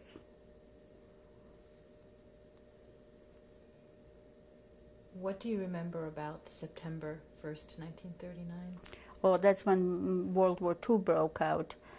We knew before that. I knew about the politics. I knew about the Germans wanting the corridor, you know, to connect it with Germany with Prussia, and there was a Polish, what they call the Polish corridor in between.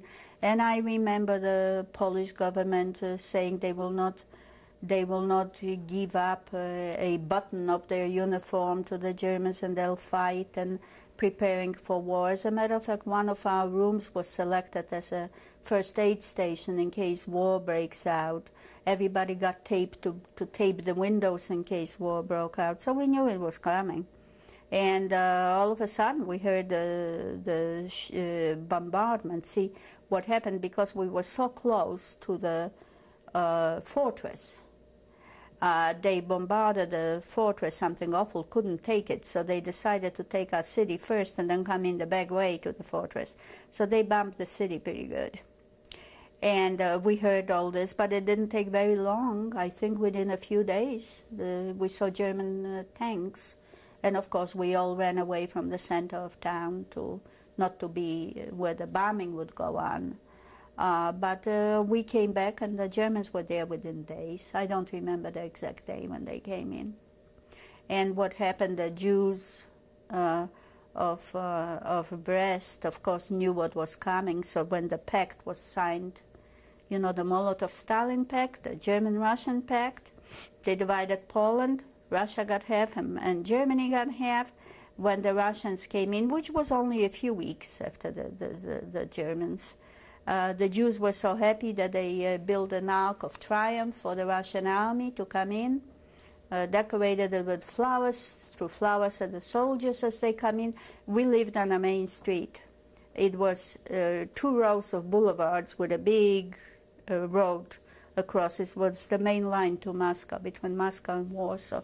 You had to pass through that road. It was the main road of Poland. And the Russians came in, and all the Jews were extremely happy. And then when the Germans came in 2 years later, they took 5,000 or 7,000 Jewish men the first day. That was in repayment for that Ark of Triumph. They took 7,000 men, chased them out in front of the river, put them over the bridge and shot them until the river was red. That was repayment for that reception for the Russians in 1939. But the Germans were there in no time. Poland just crumbled. Within weeks, all of Poland was gone. And to us, the Russians came in, so the war ended right there for 2 years. How did life change under the Russian occupation for you? At that time, we considered it terrible, but they were really good years in comparison. First of all, whoever was a little bit above, in working, my father was not a worker. They decided our apartment was too big, so they confiscated the apartment, put in more people. They decided, if you were not a worker, you were sent to Siberia. My father was able, to show papers that he worked in that field that I told you about, that airfield, so on. So it was never too secure that they're not going to go. But all the relatives from that little town, where my grandfather remained with his family, they came over to our side because we were under Russia. And I think they gave them a few weeks to settle which way do you want to go. So they came over to us, and they lived with us. And then they had to move 100 miles from the border because they were not considered citizens of the city. So my grandfather and all these people moved, my Aunt Sonia and Herschel, they all moved to a little town. I think it was Kamenets, I don't know. And of course we never heard from them again. But I went to school. Our school became an Yiddish school. They taught Yiddish and Russian. And I continued with the piano lessons, only they made a conservatory out of the school, and we didn't have to pay. It was all government-owned then. And my father worked in the same line. I don't know who he worked for, but it was a salaried job. It became, everybody was, salaried then. My mother stayed home, and this went on like this for 2 years under the Russians. I didn't suffer under the Russians. We had plenty of food, and life went on. It wasn't like before, but life went on. How different was it? In what way? There was no maid, there was no private school. I remember my grandfather gave me a little watch, a gold watch, and I wanted to wear it to school. I wasn't allowed to, because if they would see that a kid has a watch, we would be sent to Siberia. So I wanted to wear it inside a sleeve, and I promised I wouldn't show anybody. I never did wear the watch to school because my parents were afraid that I was going to show the friends, and before you know it, it'll go out. The teachers were spies as to, who dresses, who says what, who eats what. And you would be sent to Siberia. It was that simple. There were no luxuries. The food was different, the breads were different. There was the Russian black bread and jam. But I didn't suffer because of that. It didn't bother me any. And this is how it went on for 2 years. Who was in the school that you were going to? The Yiddish school. There were some kids from my previous school, not too many. A lot of the schools, there was also a Yiddish school before the war, and a lot of the kids came from that Yiddish school there. And I don't know whether some other Jewish kids that went to public schools came. I don't remember. But it was a full school, very good teachers. They were all came from Russia, all of them. Did you experience any anti-Semitism in that No. school? No, none whatsoever. None whatsoever. And of course they taught us, emphasis was on Russian language, Russian literature, Russian history, but we had Yiddish as a language. Nothing about Israel. The alphabet was different. You know, they used the Hebrew alphabet, but the vowels were written in. There were no vowels underneath. It wasn't entirely, the spelling was different in Yiddish. Then Yiddish used to have a lot of Hebrew words. They took them all out. You spell them all the Russian way. Were the students completely Jewish? Yes, all of them Jewish. We had German, we had White Russian, Russian, and Yiddish. These were the languages they taught us. Plus, you know, the math and so on. Very advanced, very advanced. The Russian schools were good. Were you allowed to continue going to the synagogue? I don't know. I really don't. I don't think I would have missed it if they said no, because the holidays. How did we celebrate the holidays under there? I don't think they were as elaborate. My grandfather didn't come. There were no gold pieces, I'll tell you. But did we light Hanukkah candles? I think we did. But I don't remember. That's not what's in my mind. Tell me about the events that occurred just prior to the Germans' invasion. You're talking about 41 now, 1941. What happened to me personally, I was going to go visit my grandmother in that little town 80 kilometers away. And so 2 weeks before the war broke out, and let me tell you, I was very much aware that Hess flew to England and that the war is imminent because day and night the Russians would bring all their armor through that main road, you know, because we were right on the border. Day and night they would bring that armor. Everybody knew that they were preparing for war. And so this one said, let her go. This one said, don't let her go. When I said I'm going to go, I went, because I wouldn't let go. So I went, you know, my mother just put me on a bus, and I went. I don't remember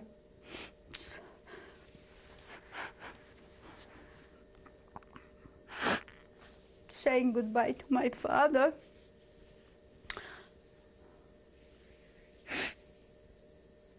My brother cried. He didn't want me to go. He wanted to come with me. But my mother with him took me to the bus. I looked back. My brother was crying. My mother threw me a kiss. That was that. Never saw him again.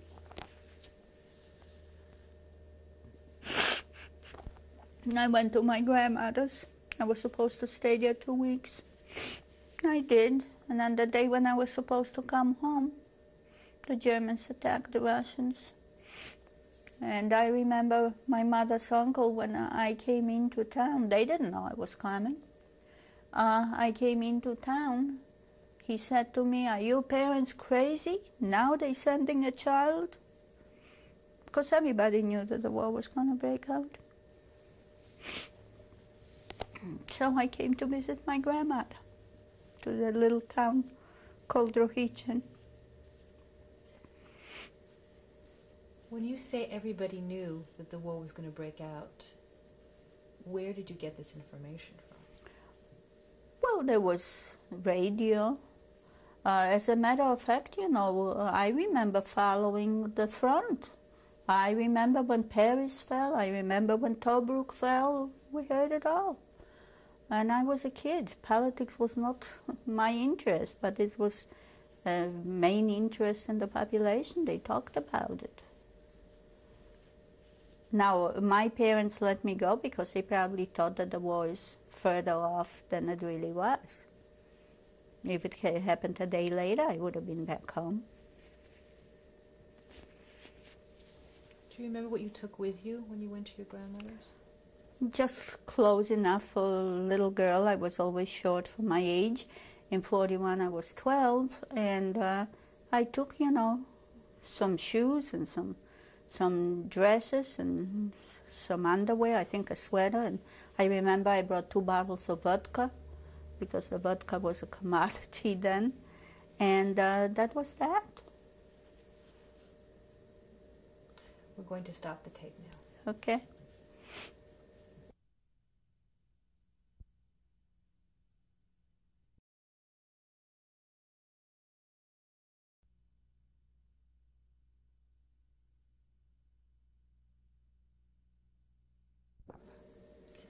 Dr. Fiszgop, when the German invasion occurred, where were you and what did you observe? Well, I was then visiting my grandmother. I was supposed to go home, but about 4 o'clock in the morning, we heard this tremendous thunder. And what happened is my grandmother lived again right on the border between Russia and Germany at that time. And we heard this tremendous thunder, and it kept on coming one after another. This is how I heard it. There was no pause between the thunder. And I remember, you know, I woke up and looked out the window, and the trees were not moving. There was no wind. There was no rain. And there was this tremendous thunder, and within minutes, we all knew it was war. And so the Germans came in, I would say, within an hour or two. We saw German motorcycles in the city. They just took it.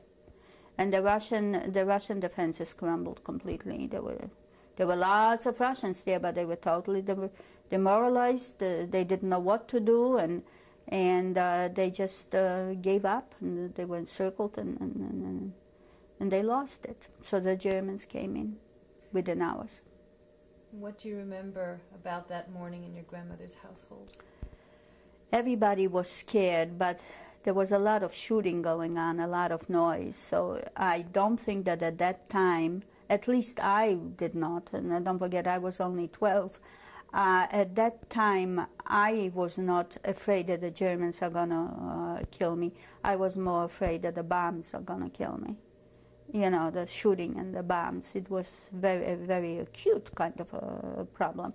So everybody huddled, you know, together. I remember we all stayed in the kitchen, and before you know it, the German came in, you know, and he was looking for soldiers, I suppose. I don't know what he was looking for. And there were the 4 women. I was a child, me, my grandmother, and she took care of 2 her orphan nieces. They were young ladies.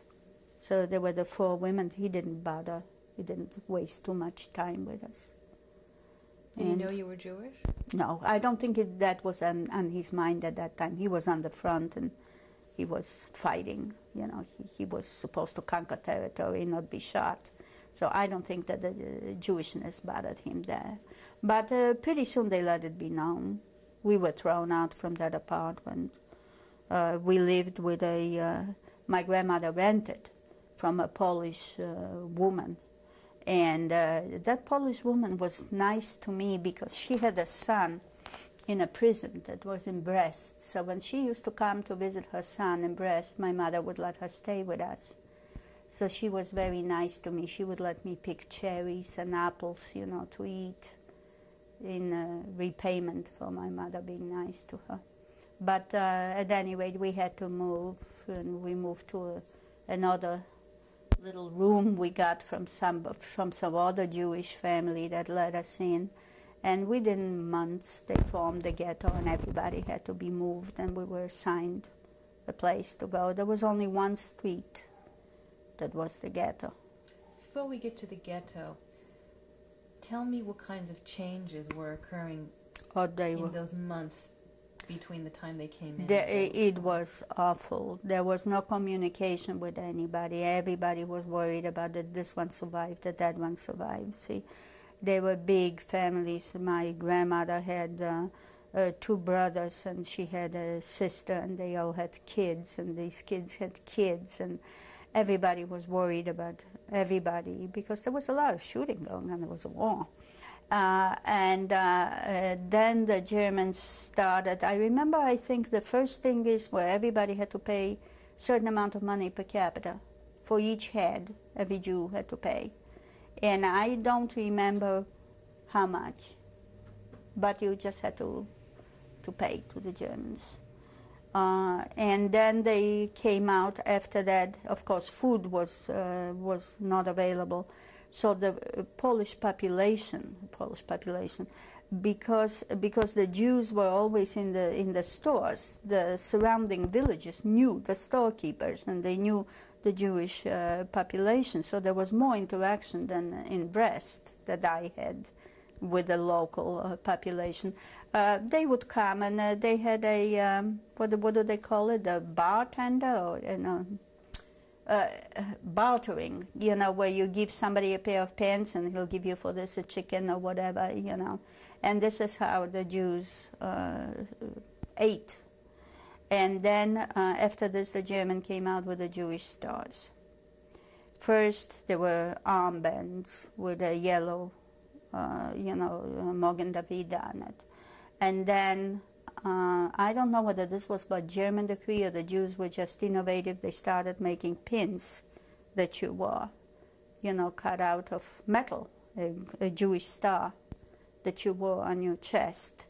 But a lot of people, I remember, wore the pins, and the bands disappeared somehow, the bands with the Jewish star. I don't know whether this was by decree or whether this was the Jews just did it. I don't know. And then they formed the ghetto. And the ghetto was surrounded by barbed wire, and it was guarded by Polish police. Very seldom was a German there. On occasion the Germans would guard it, but mostly it was the Polish police. And the town only had 4 Germans. They had a commandantur, they called it. 4 Germans and a head over them. That was the military occupation. And then they had a civilian occupation, which was an administrator. He was sent, they should all look like that. His nose was frozen off at the Russian front. Or in Norway or someplace. At any rate, his nose was frozen off. He had no nose. So they gave him a civilian job. And he was there with his family. And of course, he got all the young Jewish women used to go and be maids and servants to his family. And this is how it went on until they liquidated the ghetto. No provisions for food, no provisions for anything. They made us work. They used to, every day, they had to come up with a certain number of Jews to go out and do work. Sometimes they would come back and sometimes they wouldn't. And the kids, again, they made, in the ghetto, they organized, head of the ghetto. I don't even know who it was. And they had policemen, Jewish policemen. So the kids were supposed to go outside of the ghetto and sweep the town. They didn't have these sweepers that we have here. So I used to go sweep the town, being that I had no parents and so on. I was very frequently selected to sweep the town, even though I was the smallest of them all, but I swept the town. And sweeping the town was awful because the Polish kids, this was outside of the ghetto, the Polish kids would come over and abuse you something. They would yell, Żydowo.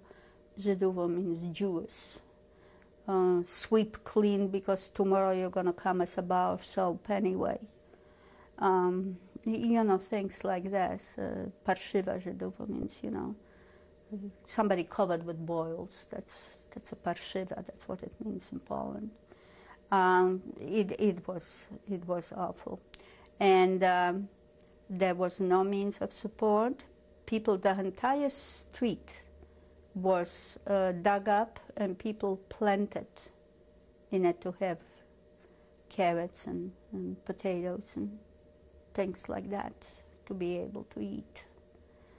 And pretty soon, that was 1942, the people started coming in from around and telling us about the evacuations and about Treblinka. I knew about Treblinka in the ghetto. Who were these people? They were from little towns around where the ghettos were already liquidated. And I don't know which ones, whether this was Sokolov or Vengrov, I have no idea. But they had relatives in Rohichin, so they would, somehow smuggle themselves into the ghetto, the survivors of these liquidations. And they would tell us, they told us about all the horrible things that happened. So everybody in the ghetto knew. There was not only in the ghetto, but there was not a Pole that didn't know. What was your response to these stories? I developed a fighting attitude. I said they will never take me alive when I was a kid. I said, I will not say, please come and evacuate me to Treblinka. I said, I will fight.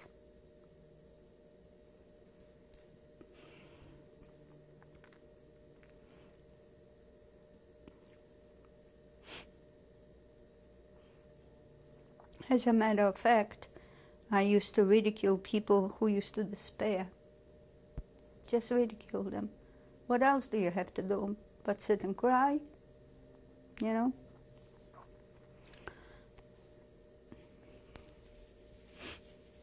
Where did you get this type of approach? How did I you... was always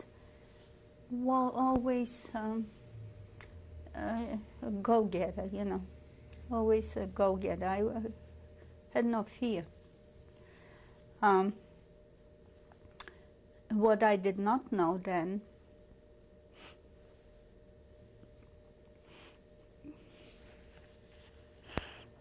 was this breast was already liquidated. I had no idea. I thought that everybody is safe. And I was so glad that I was the only one caught in the ghetto. But they were already gone. Do you know what happened? No idea. All I heard is that somebody saw my mother selling a tablecloth in the ghetto. That's all. Somebody else said, not to me. I heard it from other people. They didn't want me to know that my father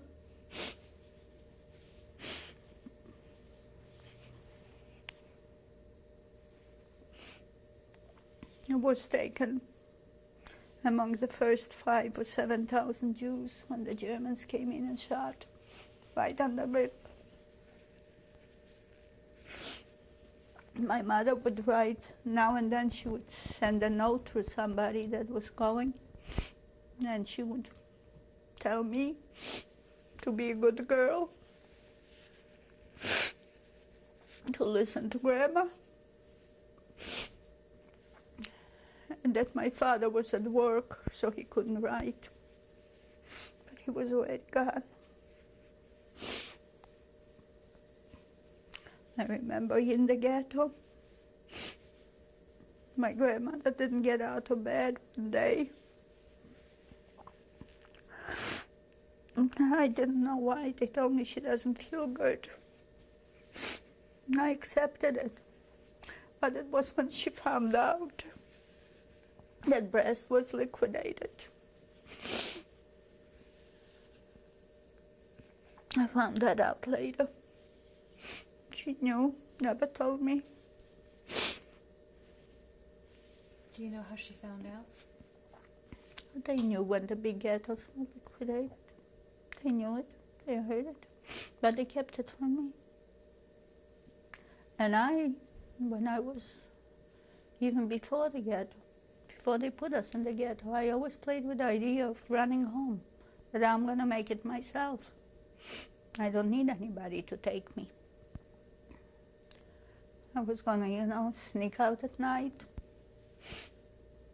and just, follow more or less. I knew the names of the cities that I had to go through. Of course, I never did. But she knew. When you thought about your parents at that time, what was it that you missed the most about them? Oh, I missed everything. I was in a strange environment. I was a bigger city kid. Here I was in the village.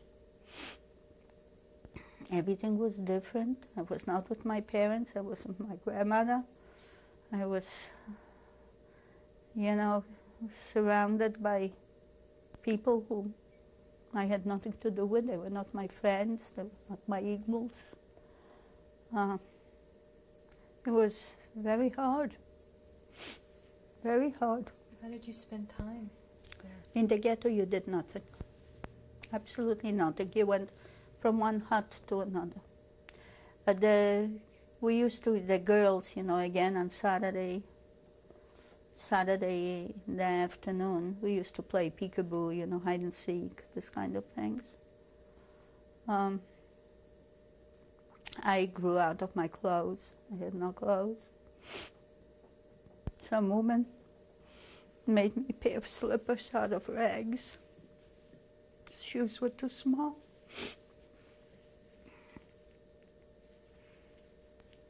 Who was this woman?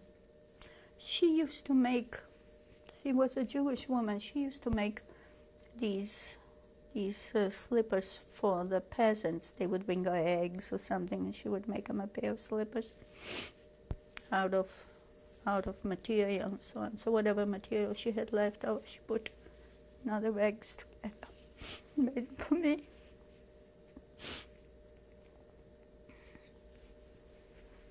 What clothes did you wear if your clothes no longer fit you? Whatever, still there. I still wore the same things. But the shoes were a problem. Just couldn't get them on.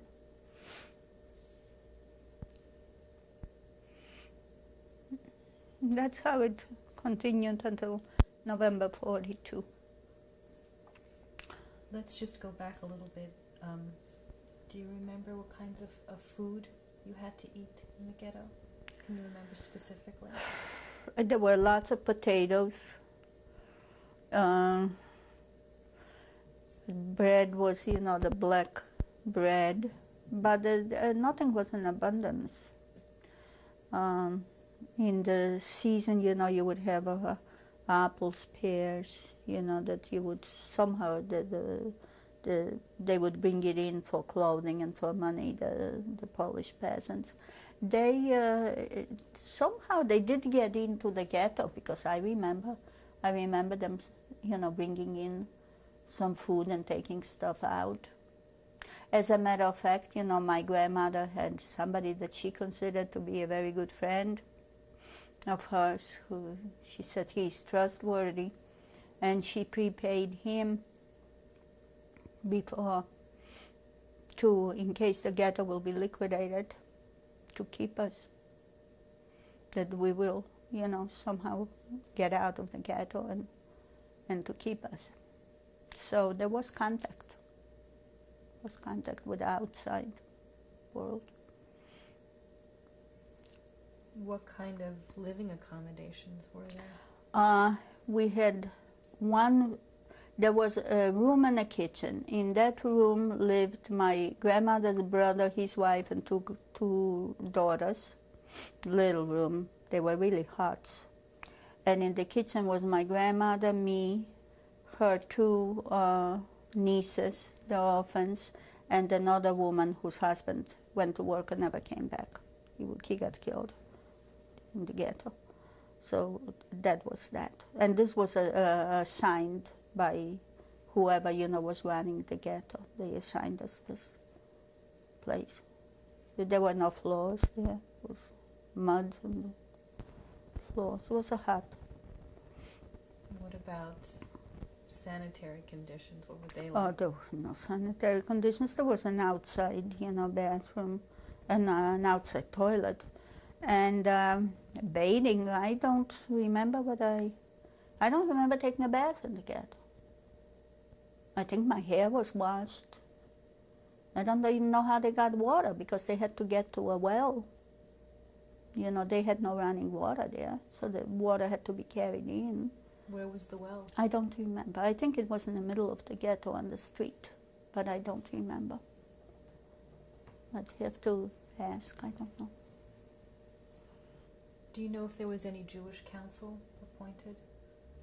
There was some kind of a leadership of the ghetto. I don't know whether they were called the Judenrat or not. But they were. And they were the ones, they had to supply the laborers.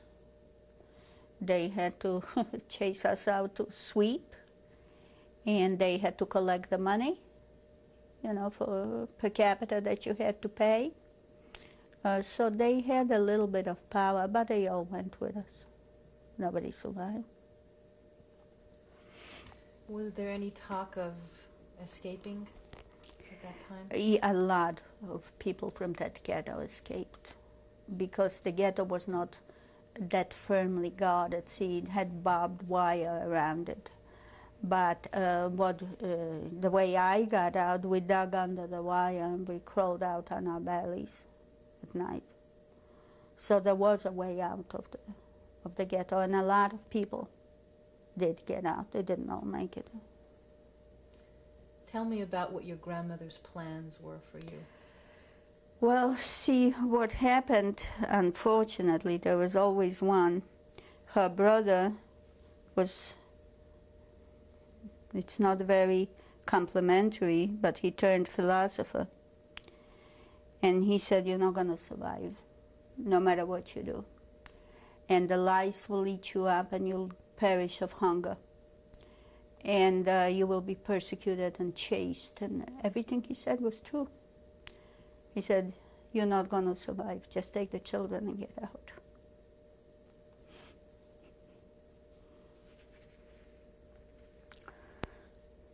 I wouldn't hear of it.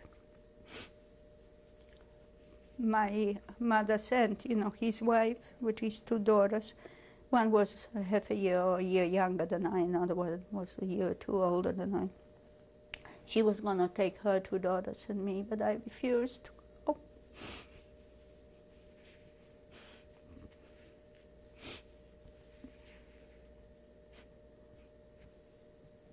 I wasn't going to go without my grandmother. So she came with me. She also got out of the ghetto. And the two girls, her nieces, they were also, her brother's nieces.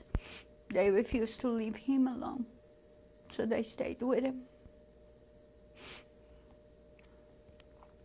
So we got out of the ghetto and came to that Kalinovsky, where we were supposed to be, hidden.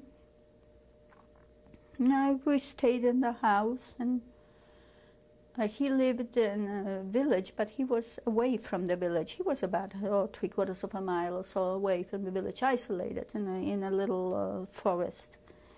And that night, at 4 o'clock in the morning, we heard a shooting. We knew the ghetto was going to be evacuated because they got 80 wagons with horses scheduled to appear in front of the ghetto at that night. Who is they? The administration. As a matter of fact, he had a lot of embroidery done for him in the ghetto by the Jewish women. And the night before, he sent somebody to get all that embroidery out of the ghetto. Everybody knew that this is going to be for the evacuation of the Jewish ghetto. So my grandmother came out with me, and in the evening we went into the forest to hide. And we were all exhausted, and I was holding on to her because I knew she wanted to go back. And I fell asleep in the forest. And then when I woke up, she was gone. She went back.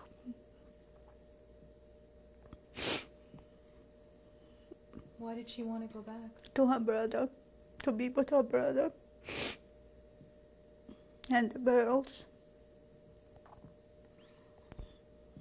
She didn't want him to be alone. Did she say anything to you before she left? I wouldn't let her go. I was holding onto her skirt, but I fell asleep and she just left. I woke up in the forest, she wasn't there.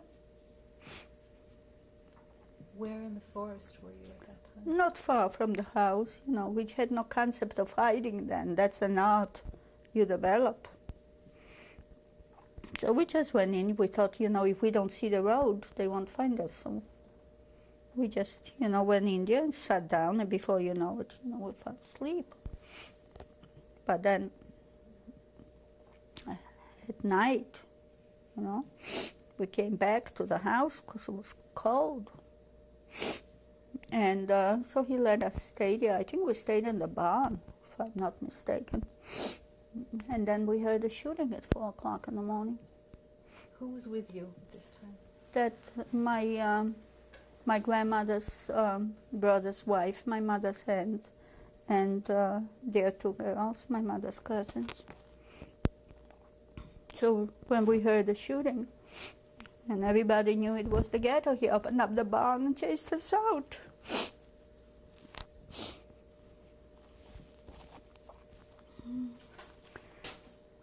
We told him, thought it would help, that we had buried a lot of stuff to go into the ghetto, and the agreement was that my mother's uncle and its 2 girls at night, they would go out and hide with another Polish woman outside of the ghetto. They promised that they would. And so we told them to go to that and that house and talk to them and ask them what we were supposed to do. So he went. We stayed in the forest. And he went and came back. Said nobody went out. Nobody came. He just chased us out. That was the end of him. So there we were, in the forest, without anything. This was November. November is cold in Poland. And just roamed around. And then one of the Polish neighboring farmers or something came over. Now, he was from the underworld, I thought. He used to be in a Paris prison, and so he knew the ropes. And he said, what you need is to dig a hole in the ground and cover it up with something so nobody will find you. And he was willing to do it for $5 a head a night. And my aunt, you know, my mother's aunt, gave him the money. He kept us a few nights, and then the money was gone. Then she gave him her ring. I think it was a diamond ring. And that covered another night or 2. And that was finished. Meantime, you heard the shooting all over because they were chasing Jews. It was just like going on hunts, you know, like going on a rabbit hunt. That's how they were going on the hunts for Jews. And the Jews were roaming all over the place. They were in the fields, they were in the forest, because the ghetto was not that tightly guarded. They got out. But they hunted them all down. And then he threw us out. As a matter of fact, he brought in more people from that little forest. There was a time there when there must have been about 20 or 30 people hidden in a hole in the middle of the field. He just dug a hole in the middle of the field, covered it with a few boards, some straw on top, and that's where he kept us. for $5 a night a head. And then he threw us out, and there was no place to go. So I and the older cousin, mother's cousin, we decided to go back to Drohichin, to that other Polish family that had all the stuff that was given to her, you know, for safekeeping. So we went to her, and she didn't want to keep us. She told me, though, that when they took the Jews out from the ghetto, they put them on these wagons, and when they passed her house, because she was by the road, she went out and made believe that she was cleaning a rug or something. And let's just stop for a minute to change the tape.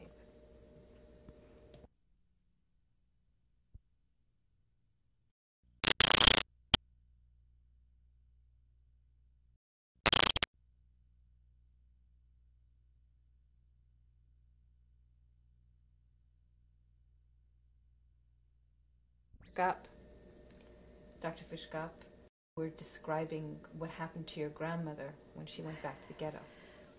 yes, this Polish woman told me that when they were passing her house on the way they took them to a city called Siemiatycze, to a bigger ghetto. She went outside in front of her house and made herself busy with a rug or something. And my grandmother she saw my grandmother stand up on the wagon and yell to her.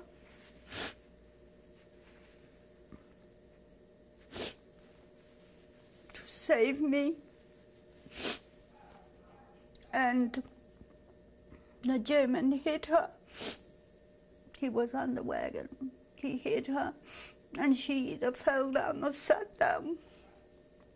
That's it.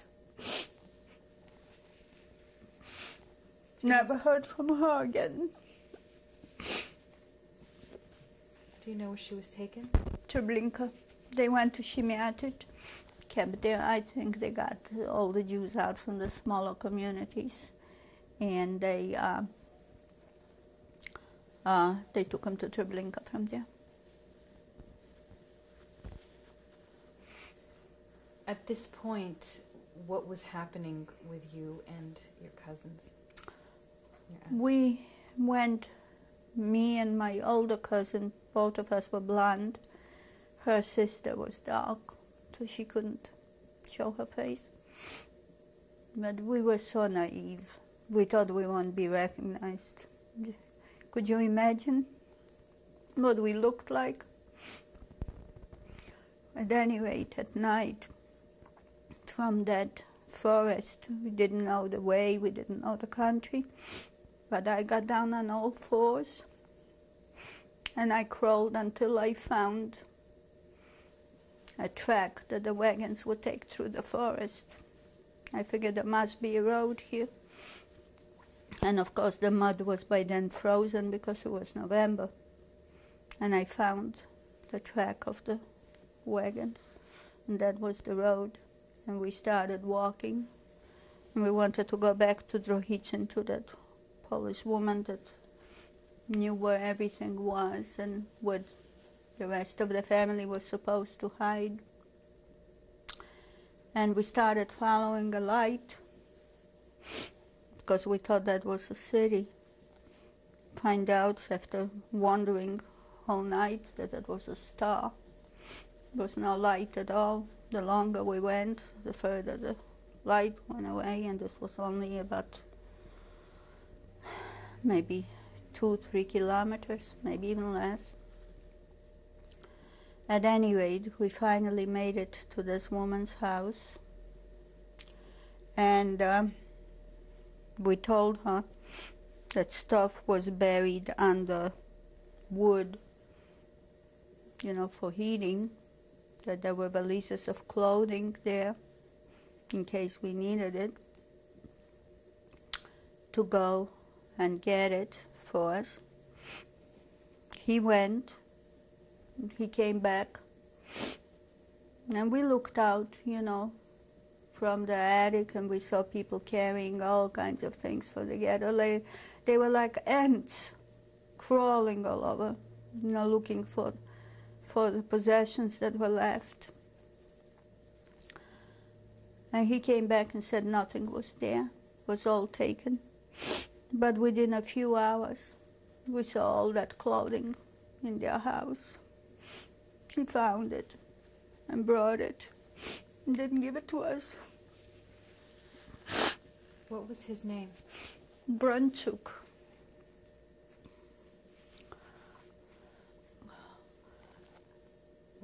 What did you say to him when you saw the clothing? Nothing. Maybe we didn't see it.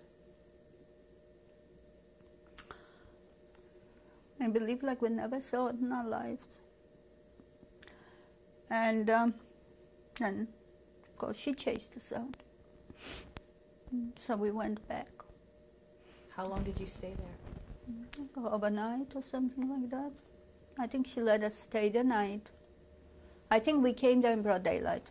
I think we wandered all night looking for that light that was deceptive.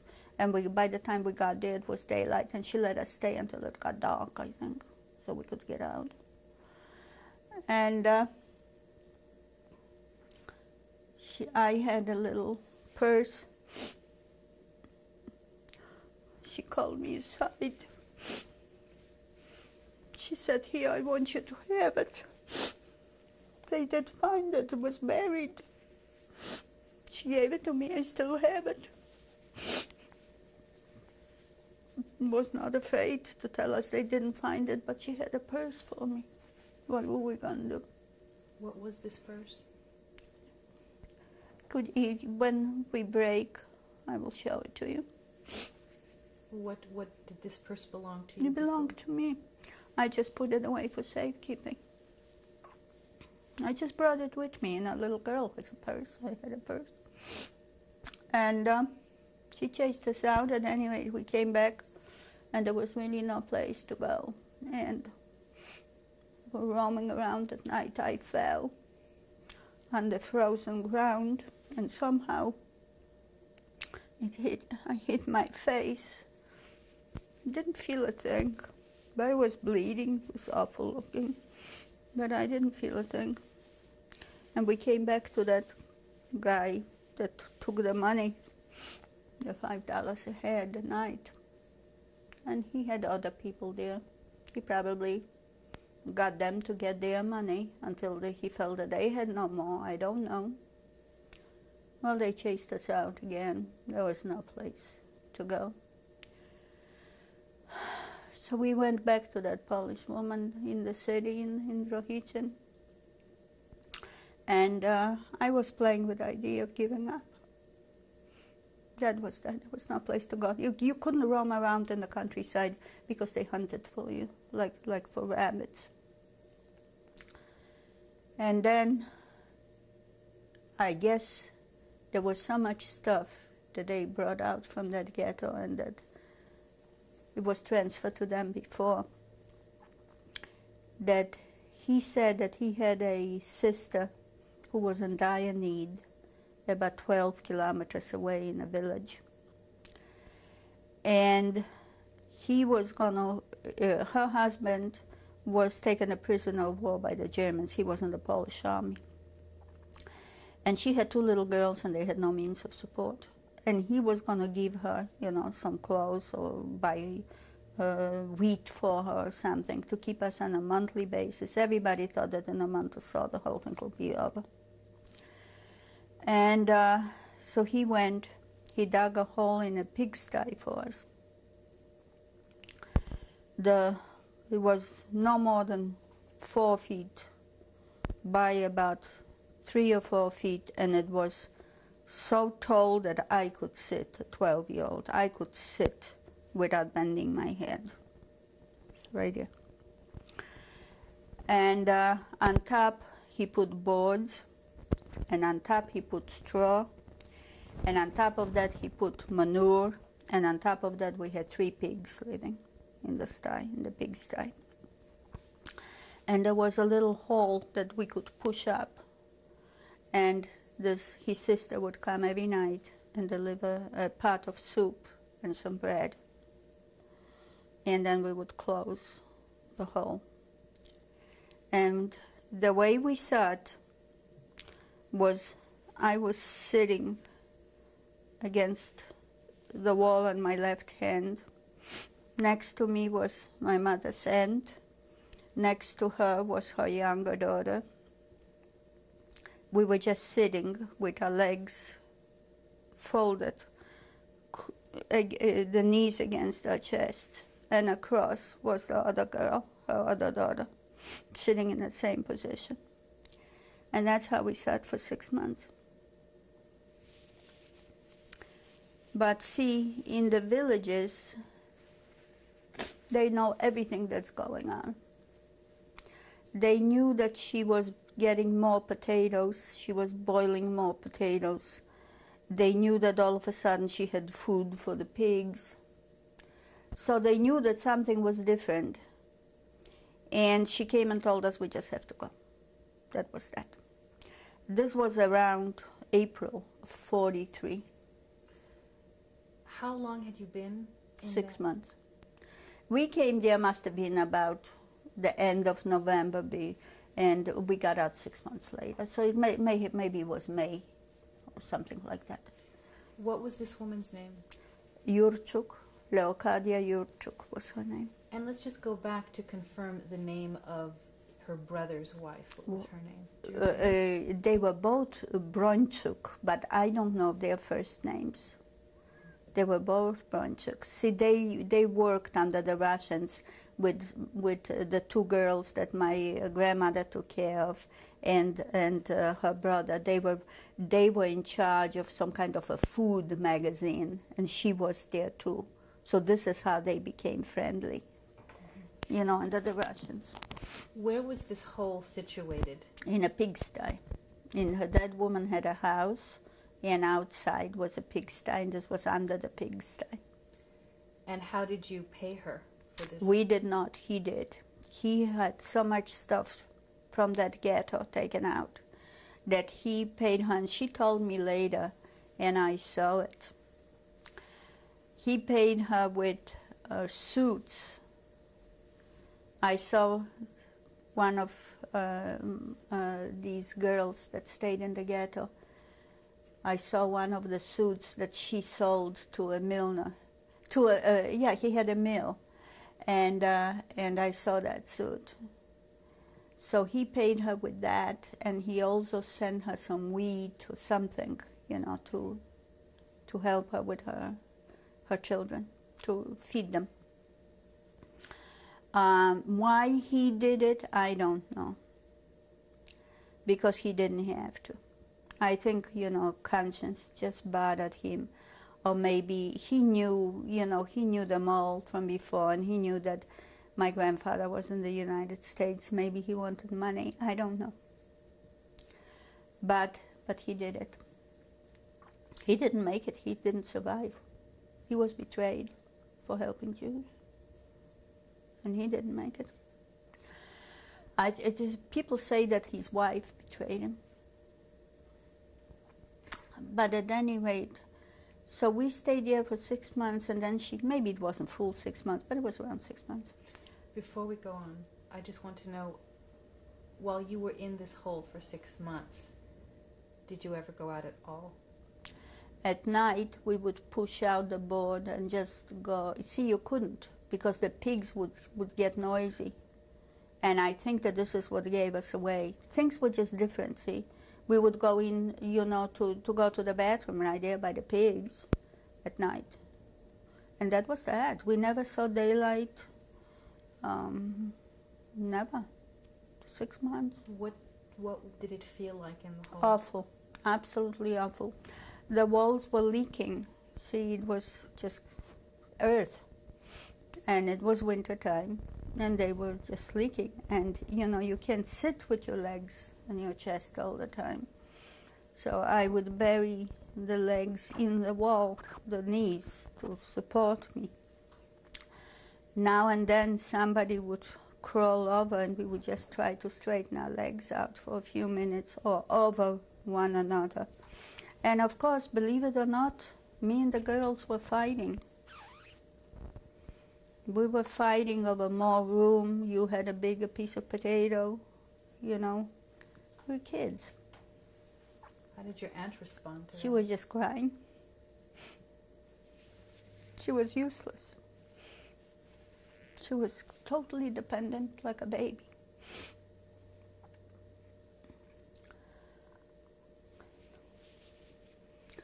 And eventually the woman came, told us we got to get out because they know we are here.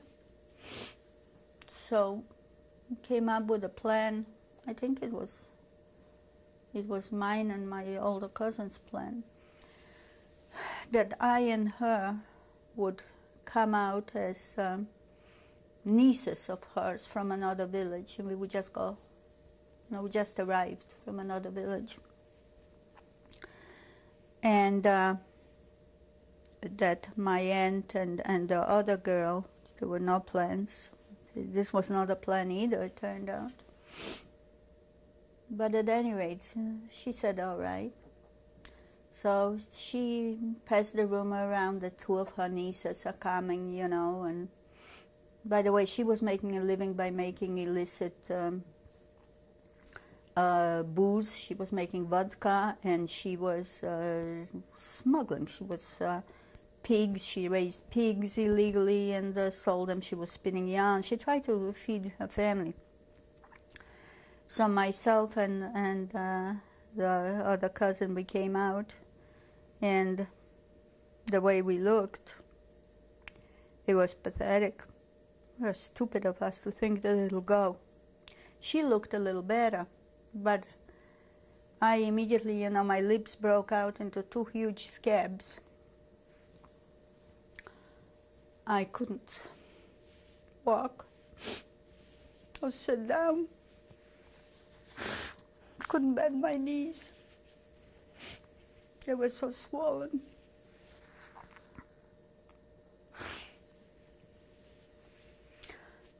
And with this appearance, we were going to fool them that we are lucky, free, cheerful girls that just came to visit their aunt. Took 2 days, and we had to leave. The Polish was not a village Polish. It was no good. We didn't speak like they did. We didn't behave like they did. And they immediately knew that we were Jewish. So she chased us all out.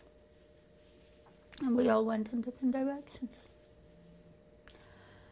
My older cousin went to her. She knew a girl that she went to school with. See, she was from that town. She went to her. How old was your cousin? She was about a year or two older than I. The one that was younger was very close to her mother. They could not be separated at all. And they went, I don't even know where they went, someplace, Had you made a decision to separate? We had to. We just had to go. Everybody was on their own. There was no place to go. She just said, get out. And we had to get out, or they would come and get us. But when you were kicked out by Yes. her, were you still together as a group and then you decided to separate? How did you decide to separate? Because when she kicked us out, we all met and said, where do we go? And this older girl, her name is Helen, she said she's going to her friend that she used to know from school. Maybe she'll let her in. It's in a village someplace. I didn't know the villages at that time. And my aunt, I think that she went to a place called, also some kind of a farm, Krakówka, that used to have a reputation for not being too anti-Semitic in the area. And I had no place to go. It was that simple. So I just roamed around all night and stayed in the barns, from one barn to another, wherever I could sneak in. And after, I think it took a few days, I came back to this Polish woman. I had no place to go. Why is it that you did not go with your aunt or your other cousin? Because the situation was so desperate, she couldn't take me. It was an extra burden. Maybe somebody would keep a woman and a child, but would somebody keep a woman with 2 children? I don't know. But we had to go. So I just roamed around, and there really was no place to go. And I came back to this woman. And to my surprise, she let me in, fed me. I just want you to know the situation that we lived under. When I left the ghetto, I had long braids. They were beautiful. The braids were never undone. They were never washed for about 2 months. The villagers all had lice.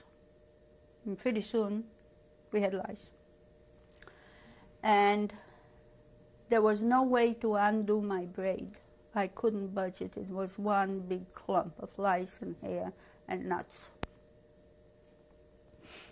Couldn't even cut it with a pair of scissors. It was too thick. So, a woman, Polish woman, during my wandering before I came back to her, put her hair on a block and chopped it over the necks. So at least I had short hair. I got rid of this thing.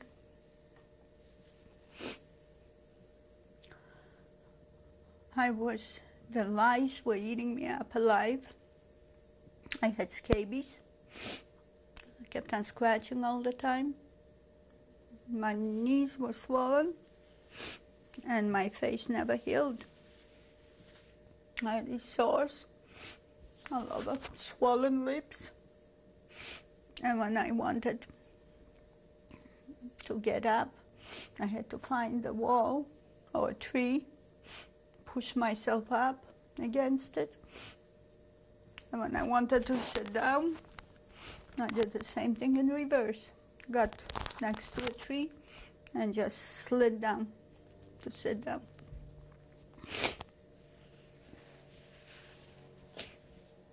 How long did you stay with Kadia? No, Kadia, when she let me in the second time, it was on and off.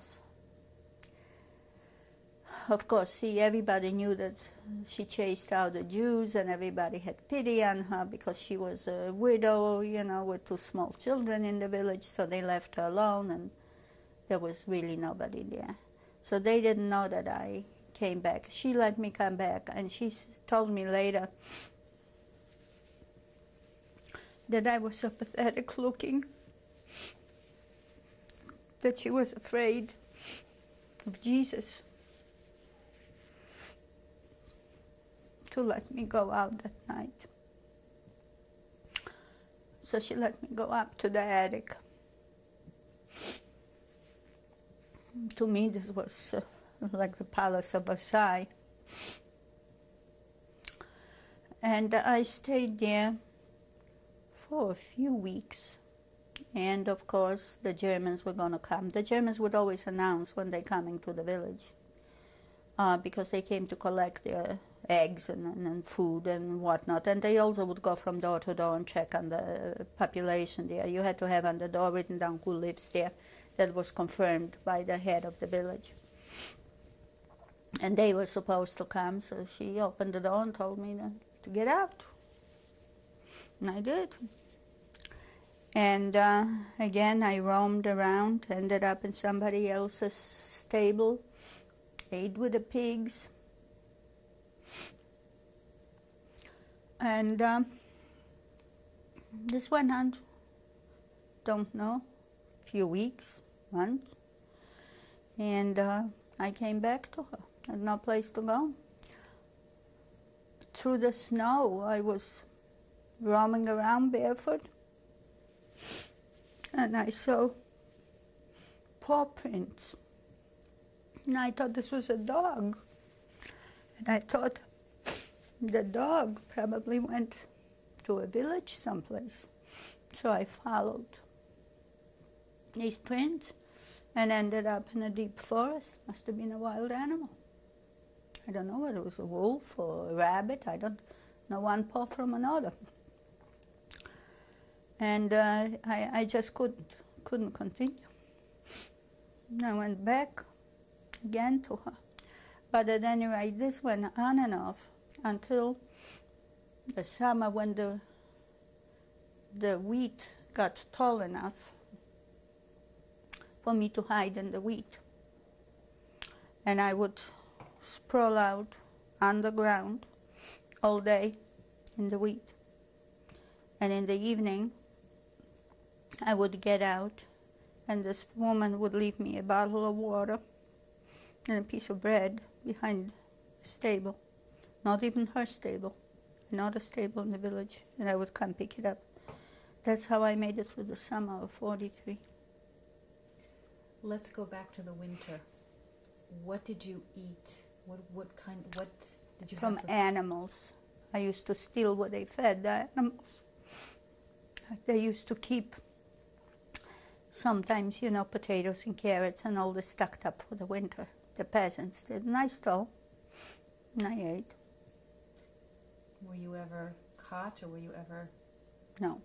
My only problem were the dogs. See, the dogs would start barking when I would come, and a few times, the peasant would come out and start yelling at the dog, and and then look around, didn't find anybody.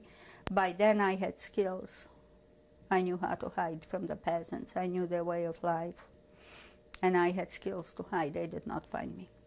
When you say skills, what do you Okay, if I saw him, he would come in, let's say, and look in the barn, and then he would go out from the barn to the pigsty.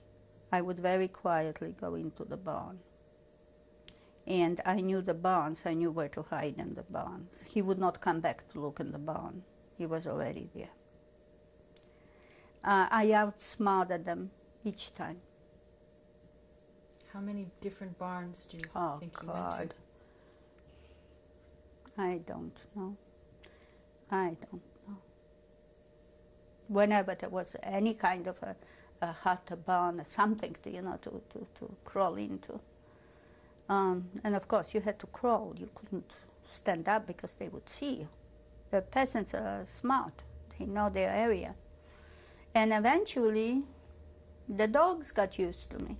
They didn't bark at me anymore. There was one guy that had a mill where I would go to. He would make me work. He would make me, work in the house, clean the house, help her peel potatoes and stuff like this. That dog, when I would go there, he would come out and meet me. We made friends with the dog, and I want you to know that I'm to this day petrified of animals. I always was and always will be. But at that time I wasn't. What about water? Water, either snow, and they would bring, for the horses, they would bring water. It was, and she would bring me a bottle of water. Now, that went on through 43. And the winter, that was the winter from 43 to 44, was that winter. Because the first winter, we were, just out of the ghetto and hiding in that place for 6 months. And then when spring came, I would come to her, to this woman, and she would let me sit. And then I worked for her. I used to knit for her. Don't ask me how I learned how to knit. I just picked up needles and knitted. And I would embroider for her, and I would peel the potatoes for her, and I would teach the little girls how to write. And then, she would get tired of me, and she would come back from church. And I hate to say it, but when she went to church, I knew it was coming. All of a sudden, I turned from a little girl to a Jesus killer. And she would come in, and it would always start with, when I saw little Jesus dead there, I think the Jews got what they deserved. And she would sit, and complain and lament to herself, and I knew what was coming. out. How often did this happen? Especially, you know, she was a religious woman, especially around holidays. Where, you know, Christmas was bad. Christmas was bad. Easter was bad. Easter was bad. And then, you know, the sermons, you know, I would sit in the attic and I would hear them talk, you know, the women amongst themselves. They would go over the sermons, you know, what I heard, you know, said about Jews is unbelievable. At the Milners, I was, you know, when somebody would come, I would hide in the bed. They had a bed in the room. I would go under the comforter and hide there. Well, they would sit and drink and wait for their corn to be, you know, processed, or their wheat or whatever, and they would drink and talk.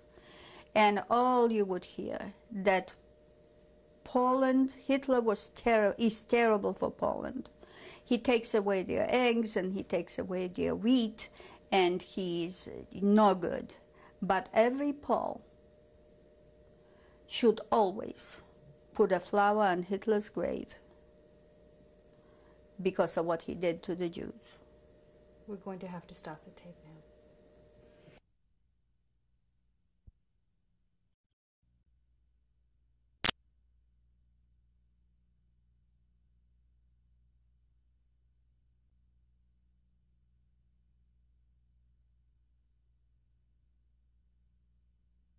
Tape 7, interview with Ester Fiszgop. Dr. Fiszgop, could you give me a sense of what you were thinking when you were in the forest as a child? You know, it's a little difficult to go back, you know, 50 years later and think what I was thinking, but I'll tell you that every moment, every ounce of energy, every hope, every dream was about surviving. And that went from moment to moment. You were never sure that you'll make it through the day or through the hour. And the drive was so strong that there was no room for anything else. There was no room to feel pain, to feel deprived, to want something. That it was just hard to make it through the hour because you were in hostile territory, surrounded by ill will, and all alone and helpless. And the drive was so strong that it preoccupied every thought and every moment, just to survive. Was there ever a moment when you felt you could relax somewhat? No. Sleeping was dangerous. Sleeping was dangerous. I remember once I was sitting in the wheat, and a hailstorm. All of a sudden, out of the blue sky came a tremendous hailstorm. And what I would do when it would rain, I would get undressed and use that rain as an opportunity to wash myself with the rain. And I would sit under clothes to try to protect it. Maybe it'll be a little drier at the end of the rain, and then put under clothes. Well, I did the same thing, only this time it was a hailstorm.